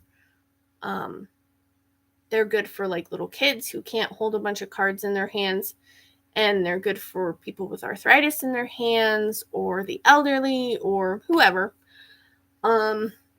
That I've made. I've also made a bunch of embroidered treat bag holders, or like little treat bags. So I have like bunnies and lambs and teddy bears and ghosts. Man, I'm looking at it and I'm like, what is the name of that? A ghost, and a jack-o'-lantern and Santa and a gingerbread man. And then I also have my candy cane holders, my reindeer candy cane holders that I'll have too. So I'm just like working on like building up this supply. I probably won't do any more of the hats or anything like that because that takes a lot more work. I'm trying to focus a lot more on like my embroidered items because I have to make them in order to sell them. The problem is a lot of my embroidered items they're personalized, so I don't usually make them until somebody purchases them. And so I don't have any of these things on hand. I don't just keep them stashed away. So granted, my treat bags aren't personalized in any way, but I do wait until I get orders for those before I actually make them. It just makes sense in my head to do it that way. So I'm trying to debate whether, so like I'm getting together everything that I can have pre-made. Then I'm wondering if on my booth I should have like things that you can purchase that are personalized. So I do a lot of Easter basket tags for Easter time. I'm trying to debate whether I should have like a display of things that are personalized so I can bring like my Easter basket tags and show them, because I made some for my kids. And I can also show like my my reindeer candy cane holders. I can show those as being personalized. I also do a lot of other stuff that are personalized. So I'm not sure whether I should have like a section on my table that says, hey, do you want something personalized? Or would you like something personalized? You can order from me today and I can ship it to you, or you can pick it up, or whatever. Yeah. And I also have a bunch of these, like this was another item that I had added to my shop because I was like, oh, this will be a great item to have during not Christmas time, during the summertime. And they're those neoprene popsicle holders or ice pop holders. Haven't sold one. Not a single one. And I was like, oh man, this would be great for like birthday parties, and like people would want to have them because I was going to do heat transfer vinyl on them. I haven't sold any. That's something else I could have at the craft fair or the pop-up shop, but I don't know. I feel like I'm going to have like a million and one things and nobody's going to like any of them. I have those. Yeah, I think that's pretty much all I have. I mean, I have quite a lot, but I don't know. And I'm still trying to figure out how to display them because a lot of my items aren't like display friendly. Like they're not like these treat bags. You can't sit them up in something. They won't stay. They just fall over. So, I've looked down every avenue. I'm like, oh, maybe I should make something. Do I have another pop-up? No, I don't. I just happened to find out about this one because she reached out to me because I had spoken to her a while ago when my daughter got her first haircut. And I said, I can do a ton of cool stuff. I have nowhere to set up. Like everything in my area, like craft fairs, there's even like a market, like quote unquote market. It's called The Market, in a town near me. And it's only for like 3 hours on a Wednesday, and they charge $100 for each one. And I was like, well, I'm not spending $100 for 3 hours. That, and then there's like a really big craft fair that they have every year here that like gets sold out to vendors like instantaneously, but that's $400 for a 10 by 10. I don't have $400 to spend. Like $400 is like what I'm looking to spend to just get me prepared to be able to go to a craft fair. Yeah, it's insane. So everything around me is like insanely expensive. I also looked into a farmer's market, which farmer's market would be hard for me because I'm a stay-at-home mom. I have to take care of my kids all week. They only give you so much time to work on things. So if I was going to be in a farmer's market every single week or multiple farmer's market in a week, I would be working nonstop. And even then, I probably wouldn't have enough at the end of the week to like show up to a farmer's market. And the farmer's market here, like, yeah, they want you to participate. They're like, okay. But one, some of them have told me, I don't know if your stuff would work so well at our farmer's market. Two,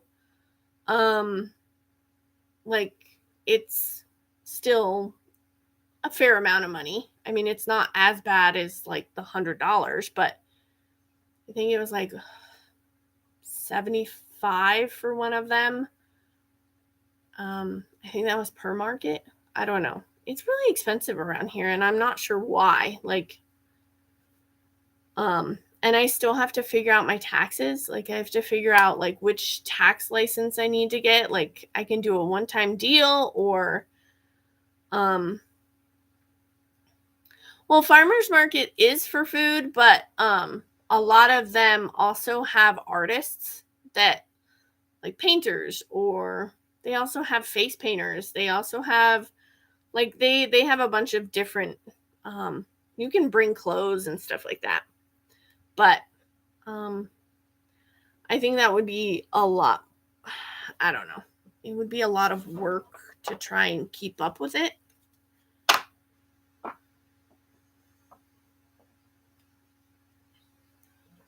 I think it's funny once you start making your items, you realize like they do take a lot more time than you originally thought. Like, I don't know. They just anything I've ever done feels like it takes way longer than I thought it would originally take. So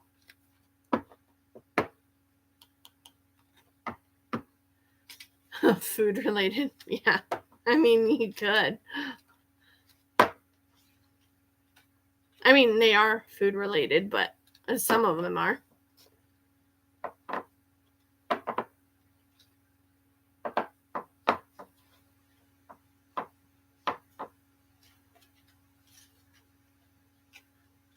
Yeah, when I talked to one of the people who runs a farmer's market around here, it sounded like they really wanted me to participate every single week. And I was like,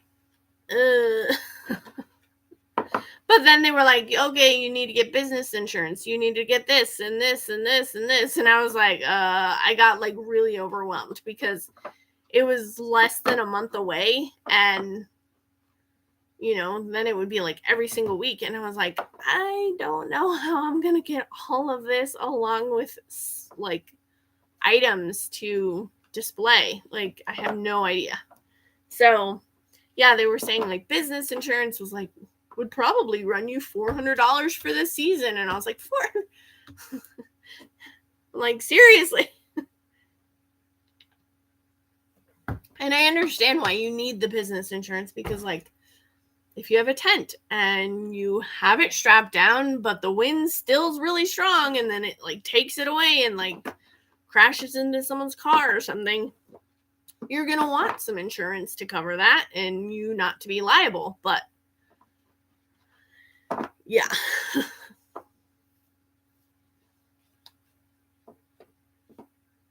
Yeah, or someone. Yeah. And we can get some gusts sometimes. Like I said, we used to have a canopy for our coffee business, and there have been times where we literally were the ones that we strapped it down to because the wind was so bad. We had to like stand there holding it. So, and then at one point, like we would strap it to our car because it was like right next to our car. So we would like tie it down to our car. Yeah.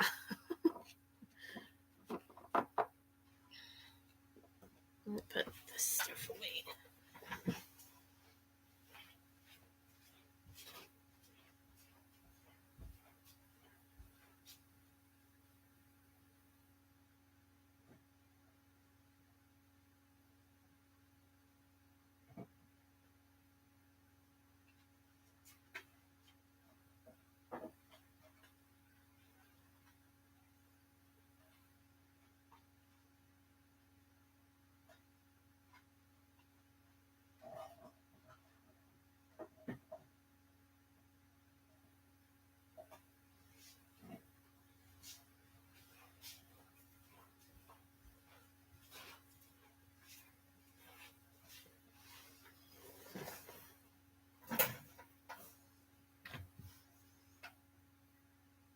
Yeah, like, and the craft fairs around here, they're just so expensive.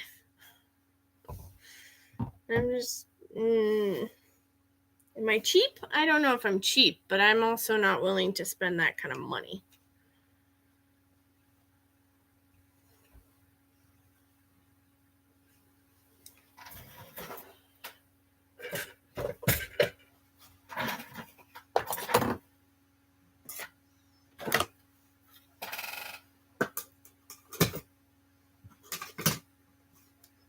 Why is that not going in?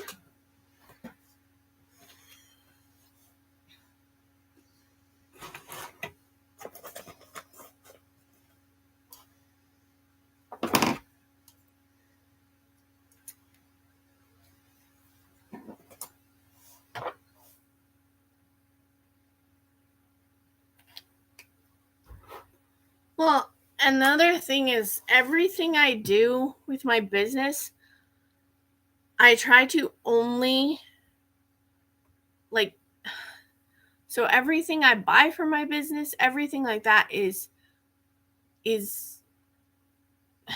okay, words. I'm horrible at words. So everything I purchase for my business is purchased from the money I make from my business. I try never to take money from my family.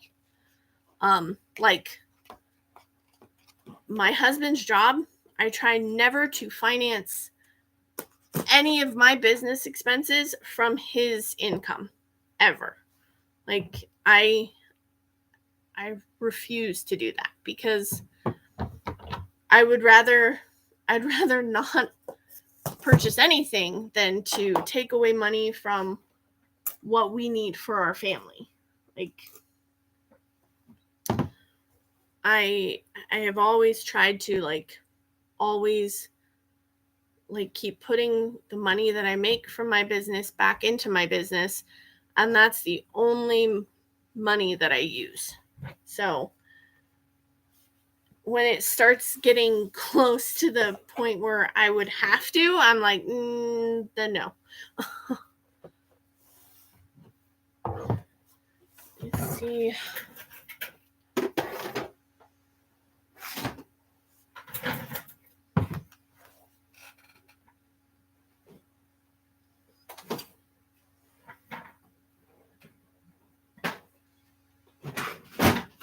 I think there's only been a couple of times where I have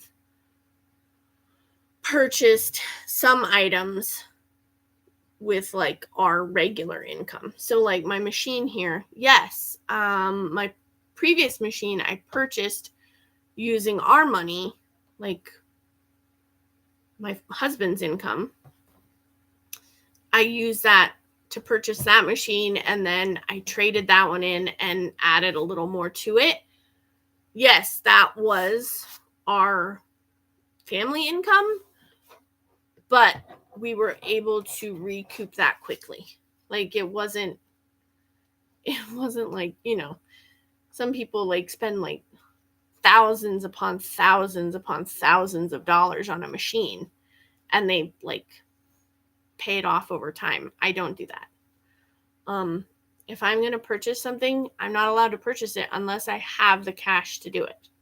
If I don't have the cash to do it, then it's not a purchase I can make. That's just my rule. It's something that I'll just have to wait until I have that money. I think while I'm here, I'm going to go ahead and make running into my table. I think I'm going to finish up. This will probably block you guys. I think I'm going to finish up these helping hands because I only have a few more to do. And I might as well get those done and over with. So it's one less thing on my list of things to do.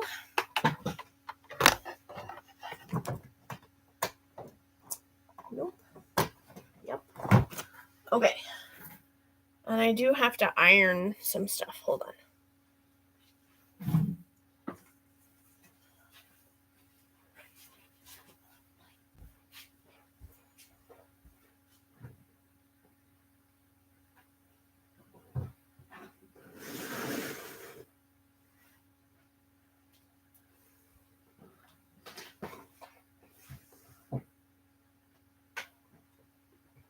Oh no, why did I put that stuff?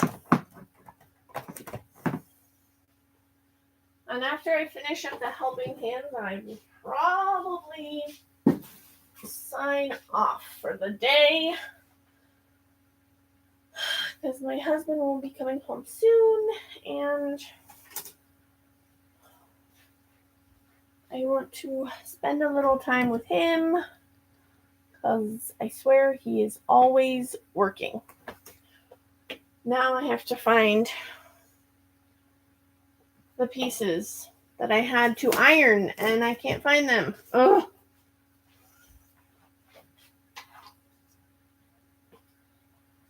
I hate when that happens.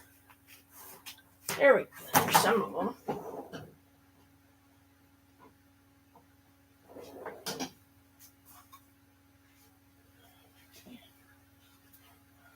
Make a couple of those.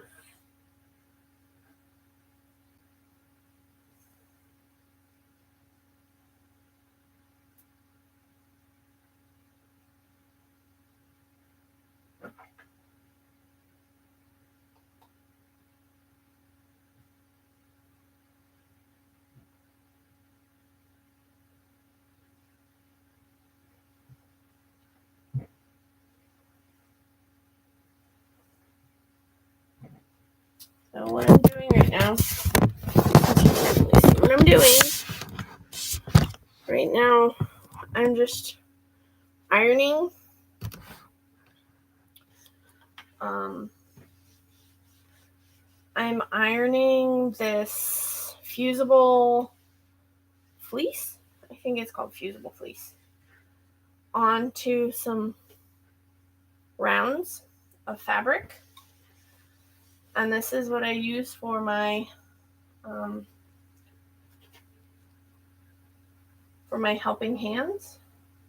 I just put that on. And these are about an inch bigger than,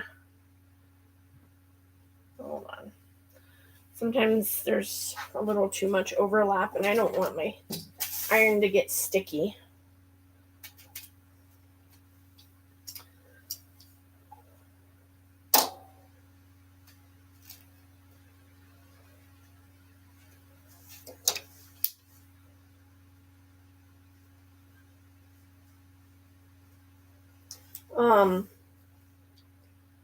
You have to make these circles about an inch larger all the way around for your helping hands. So all I did was I took my CD and then I laid it down on a piece of like cereal cardboard, whatever. And then I added like an inch extra around it and then I cut it out so that I have a template that I don't have to remake every single time. That's what it is.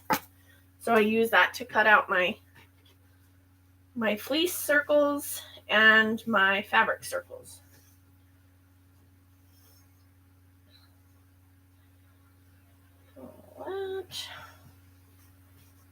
That looks good except for that side.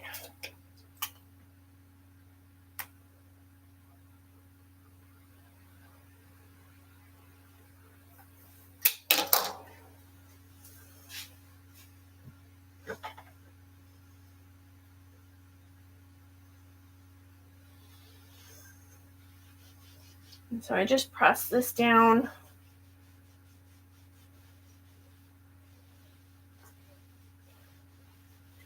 Do the same thing with this one. And the reason why I'm only doing so few right now is because I only have so many buttons. The other day when I was at Hobby Lobby, they had buttons on sale for like 99 cents. And so I picked up a pack or several packs that had 6 buttons each. And that is what I've been using. And I only have a few left. So, and that's all I plan on taking to the craft fair, just to kind of see like whether people are interested in them or not. So I'm not making a ton of them. I think I'm making like 9 or 10 of them. So I'm not going to make a ton and be stuck with a bunch. And then if they don't sell at the pop-up shop, I can go ahead and sell them on my Etsy shop. So I'm going to turn you back around because I finished pressing them.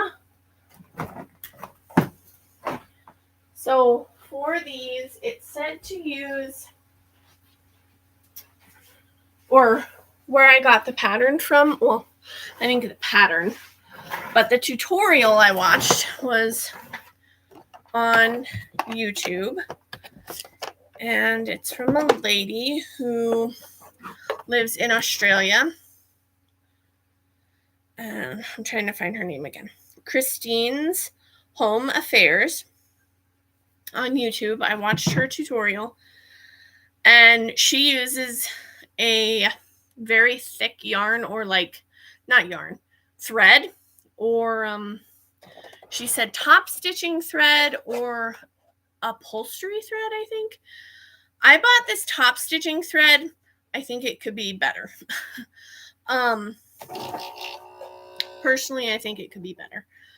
And if I were to do it again, I would probably get upholstery thread. I have some upholstery thread, but it's black and I don't really want to use that. So I'll just use what I have for right now. So all she did was she took her circle. Now, then I watched someone else who did a tutorial, and I preferred the way she did it.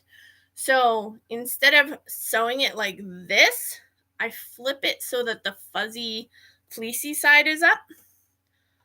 And I do it about 1/4 of an inch from the edge. So you don't have to back stitch or anything like that. You just start sewing at the largest, is it not seam allowance? It's not a seam allowance. The largest stitch length.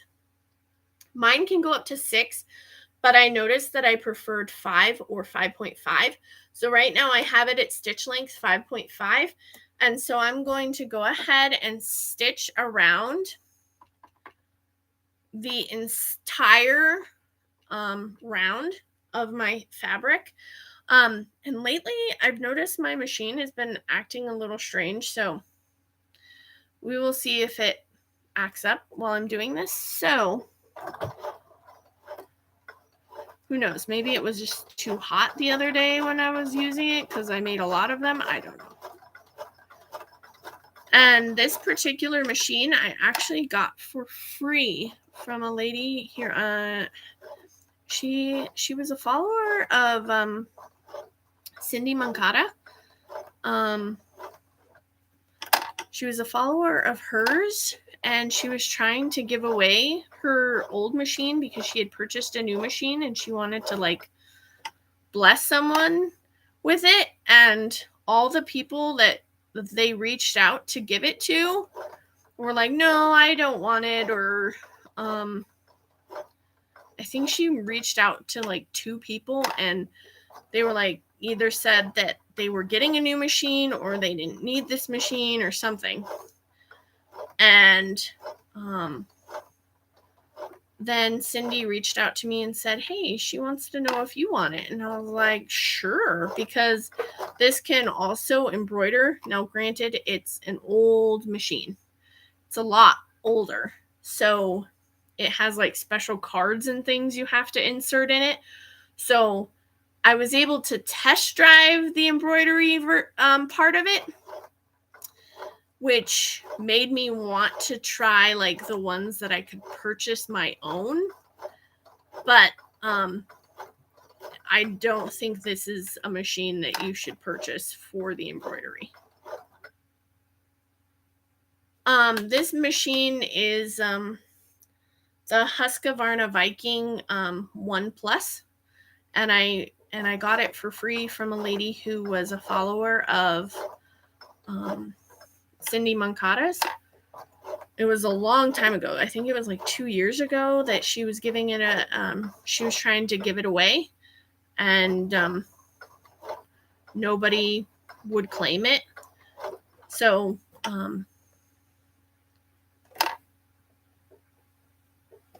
nobody would claim it. So they actually, she had Cindy reach out to me if I wanted it. And lo and behold, the lady actually lived like an hour or so away from me.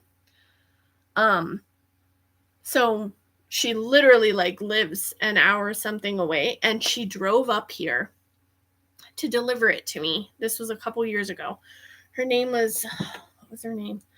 I think I still have her name in here. I feel bad not acknowledging the people who are so kind. So I'm like trying to find, Cordelia. Her name was Cordelia. Yeah. She was so sweet. She came all the way up here. She drove up here. She gave me her machine, and she gave me like hundreds of dollars worth of supplies that go with this machine that she had accumulated over the years. Like, she has a Sew Steady table that goes with this machine. She has tons of feet. She had like everything you could think of. Like, it had extras, all kinds of stuff. So I couldn't say no, I don't like, because this was like an insane upgrade for me. I have my original sewing machine right there. And I got that. I'm not sure if it was new or used, but I remember in middle school, I took like a home ec class and they taught you how to like sew a pillowcase or something. And I was like, oh, I want a sewing machine. I would love a serger and all this stuff. So my dad took me to, like, you know how a lot of like vacuum stores sell sewing machines. So he took me and purchased that. It's a white, and I beat that thing up. That thing is like probably completely useless. Like, it still runs, but it's crappy. Like, because I never took care of it. I never oiled it. I never did maintenance on it, nothing. And so like it doesn't even sew in a straight line, nothing. So it's a horrible machine now because I didn't take good care of it. So this machine, and it's not like automatic or anything like that. Like, this machine it's like automatic. Like, it's got a screen and you can make it go up and down and back stitch and all that stuff. Like, this one, you had to like do it by hand. it was not like the fancy kind. My dad purchased like the cheapest one, and that's what I've been using. So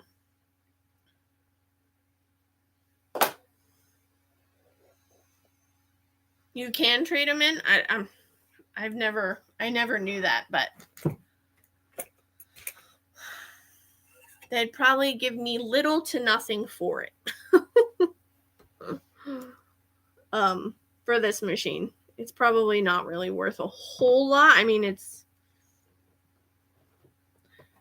worth something to me because it's still usable.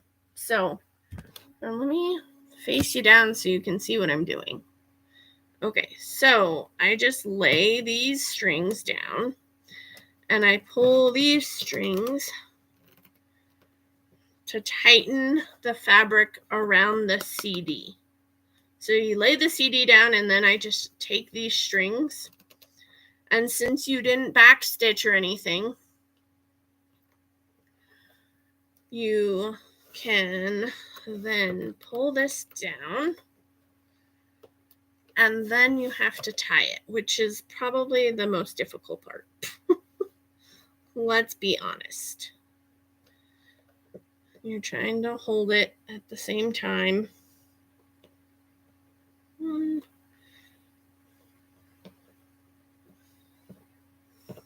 No. I'm really bad at, I mean, yes, I got it around once, but I like to try it twice because I feel like it's more secure when I do it. There we go. So I don't want to pull too tight or it'll break my string. But then I go back and I tie it a few more times.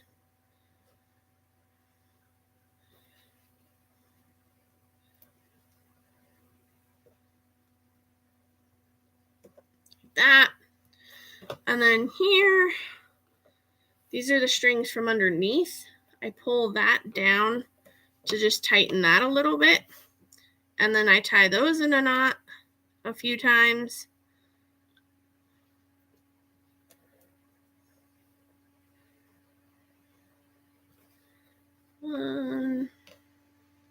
I probably go a little overkill with tying the knots, but if it makes sure that it's secure, then I'll do it. One more time.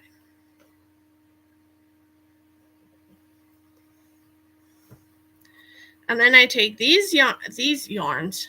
Y'all, I've been crocheting too much. Take these threads and these threads, and I tie those into a knot too. Just to make sure it's extra secure.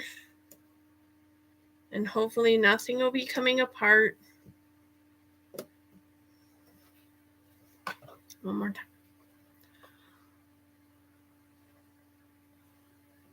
Yeah, it's kind of like covering buttons. Yep. So I just do a ton of knots because I don't want it coming apart. So there's the nice smooth one. So it's all cinched in the back, right? So I'll just repeat that for all the pieces. And I thought this would look pretty. One side is this, and one side can be this. I thought that would look pretty. So I'm just going to do both pink right now. And then I'll do the other one. So, sorry, you can't see what I'm doing. Sorry.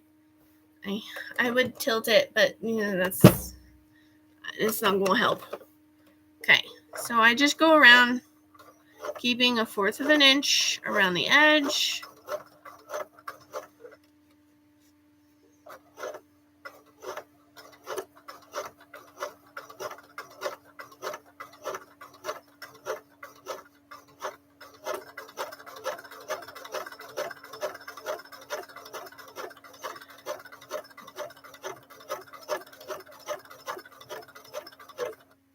I mean, this sucker still sews so nice. Like, I mean, it's quiet, it's smooth. Yeah, my other one, I felt like I always had to manhandle it. I even recently, was it this machine? I think it was this machine. I redid. So you know slingback chairs that like sling chairs that are outdoor sling chairs, the sling fabric. I'm not sure if was it this past year? Maybe last year or the year before, something like that. I think it might have been last year. I reupholstered my parents' entire outdoor set. Like, so I purchased the fabric from Joann's. You can purchase the sling fabric from Joann's.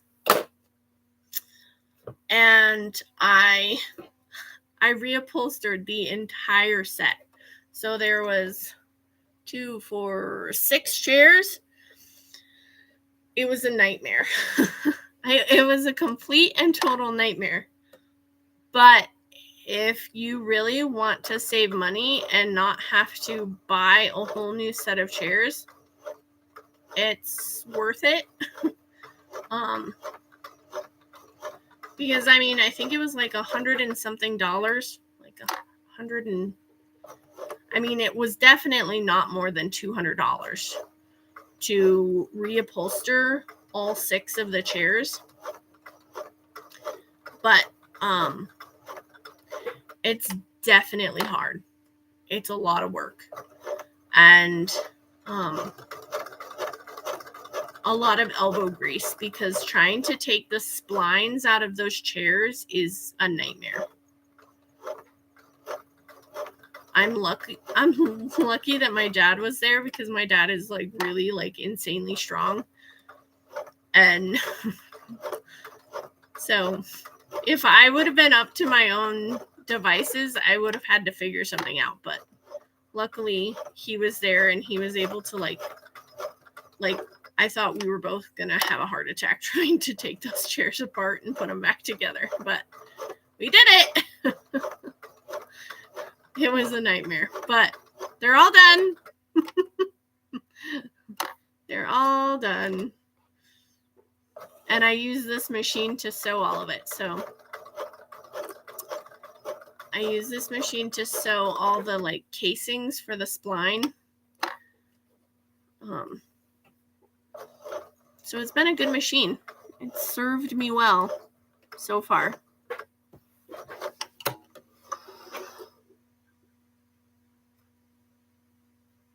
I'm just trying to sew all the pieces first, and then I'll show you a little bit closer how I cover the CD, so you can see that a little bit closer.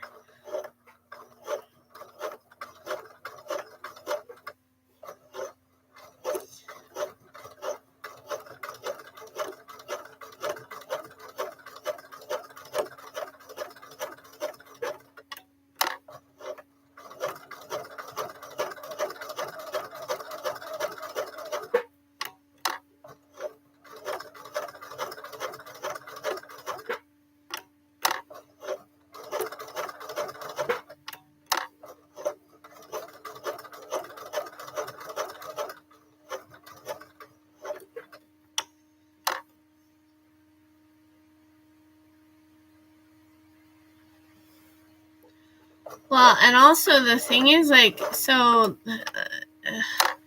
when she gave me the machine, she said that, like, the year before or something, it had been serviced and made sure everything was good. The only problem is the closest place to have it serviced is, like, over an hour away, and I'm like, if I just take care of it and, like, not beat it into the ground like I did the last one, hopefully it'll last long enough that I don't need to get it serviced. But, like, man, it's a long way just to, like, take it to be serviced, because it's not going to get serviced that day, and it's going to take, like, time for them to check it out and make sure it's good and all that stuff. So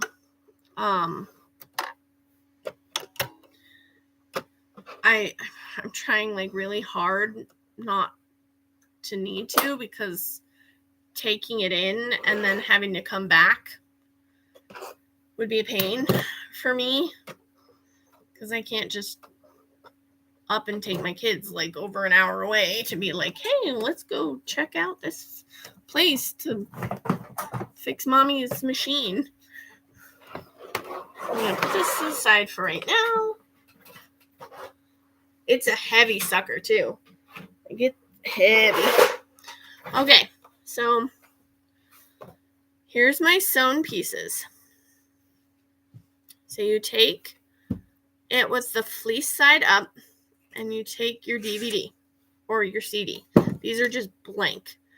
I saw a lady who, like, scratched them so that people couldn't use them, and I was like, that seems kind of mean. Like, I guess, like, technically that would be, like, piracy if it had something on it, but I don't know. Whatever. So I put these, the ones on the fleece side, laying down on it, and I put my CD, DVD, whatever, in the center. Then I take the two on the opposite side, so, like, the fabric side, and I pull it down, and I just pull it tight. Not too tight, because I have broken this. So I have broken this thread. Even though it's top stitch thread, I have broken it. So try not to break it. So I'm going to tie that, and then I try and put a finger down so that I hate tying on stuff that's slippery. Just do it this way.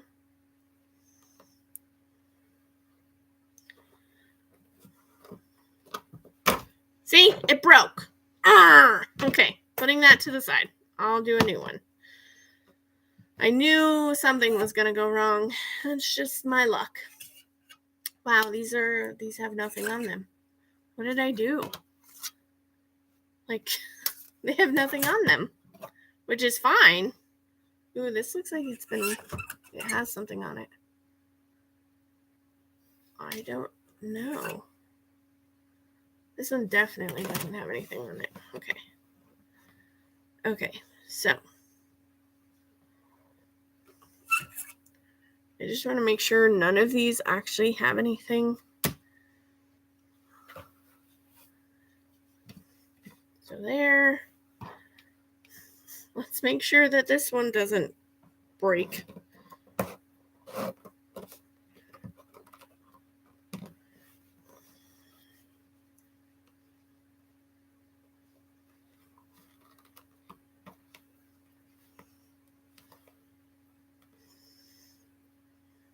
So then you're gonna tie that.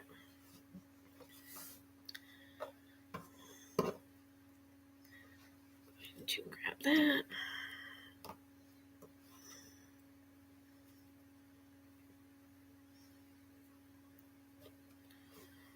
Okay, tie that into a knot and then pull this. Yeah, I'm not great at this. It's like, it takes work.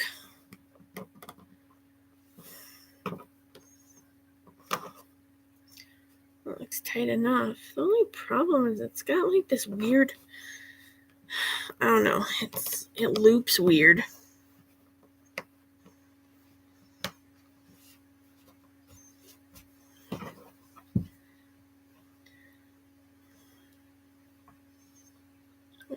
Tie some more knots.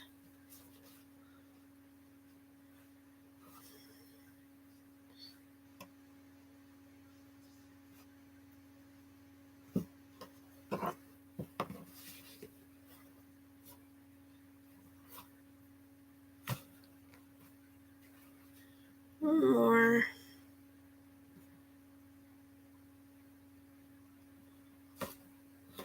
You see how it like it looped funny down under here? I'm not sure why.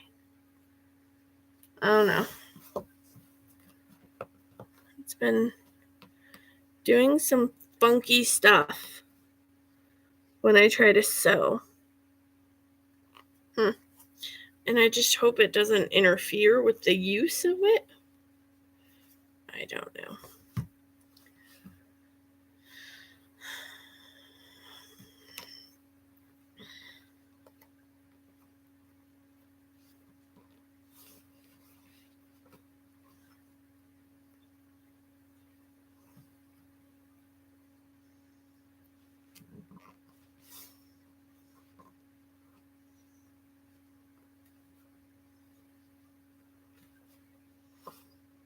Okay, so that's done. Now I need to tie them together.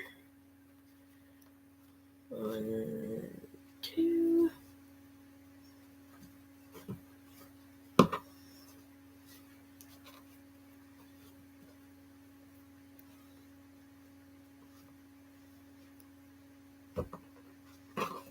One more time.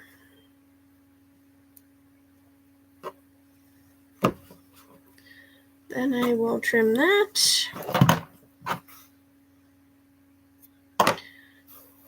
So to put them together, they'll go like this. Won't that be pretty?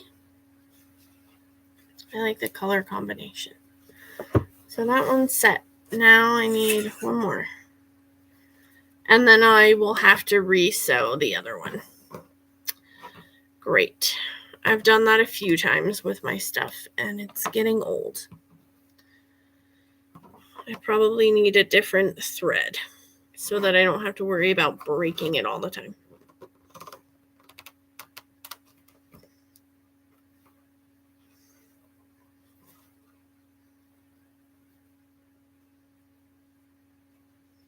Pull these out from underneath and tie that.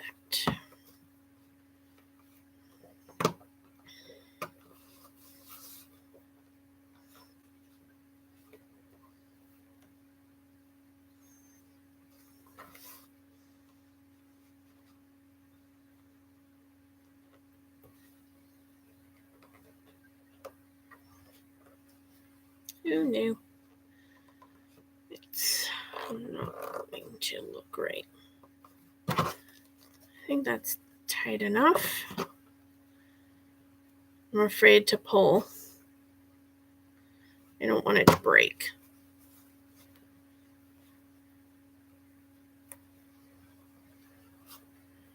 Then, like I said, I tie it a few more times.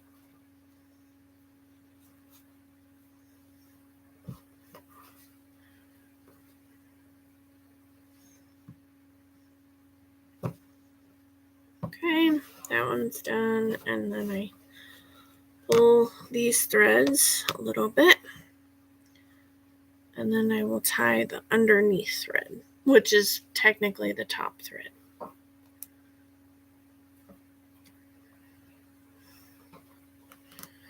Because I sewed them upside down.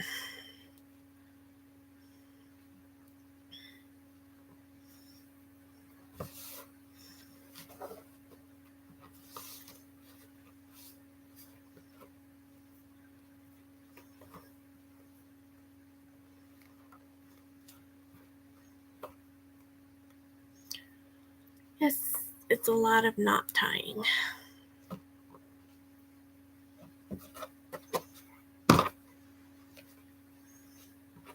One, two, 531.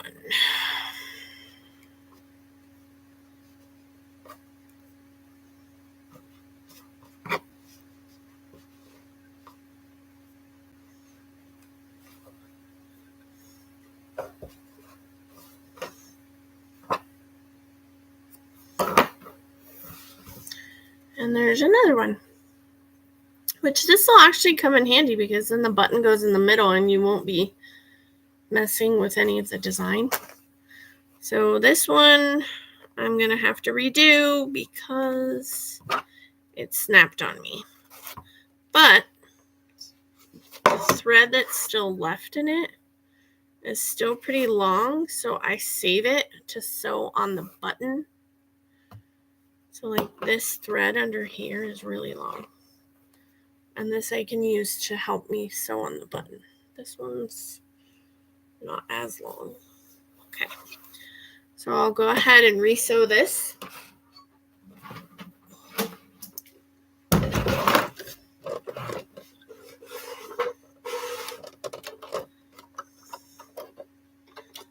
Uh-oh.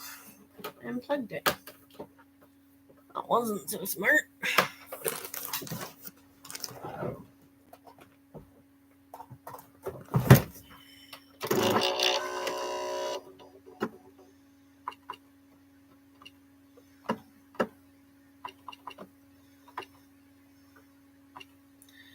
Okay, so re-sew this.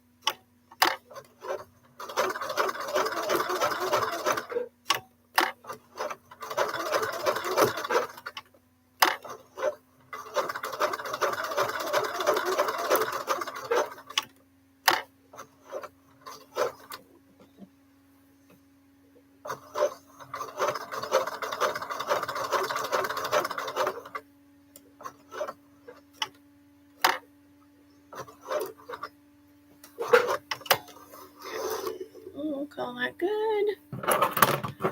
Okay, hopefully this will be good enough and it won't break. I think I'm just gonna finish this one up with you, and then I'll add the buttons and stuff at a later time. So we have this, we have our CD, and lay this down and grab these two and pull up and down. Uh-oh. Why is it stuck?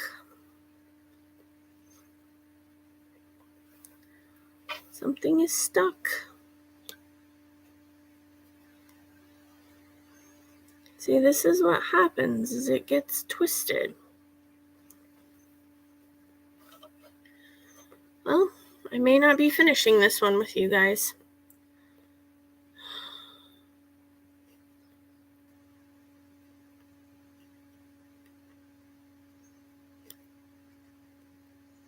Yeah, it's not letting me do it.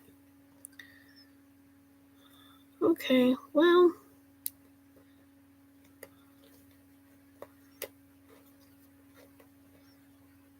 let's see if it's going to let me do it now. I think I felt it give way, but we'll see.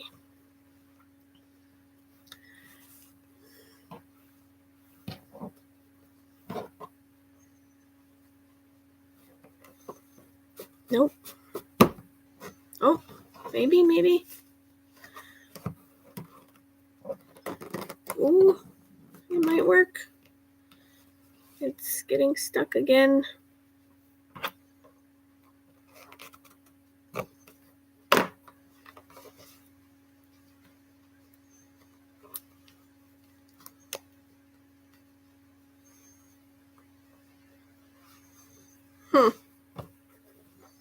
This is not happy with me for some reason.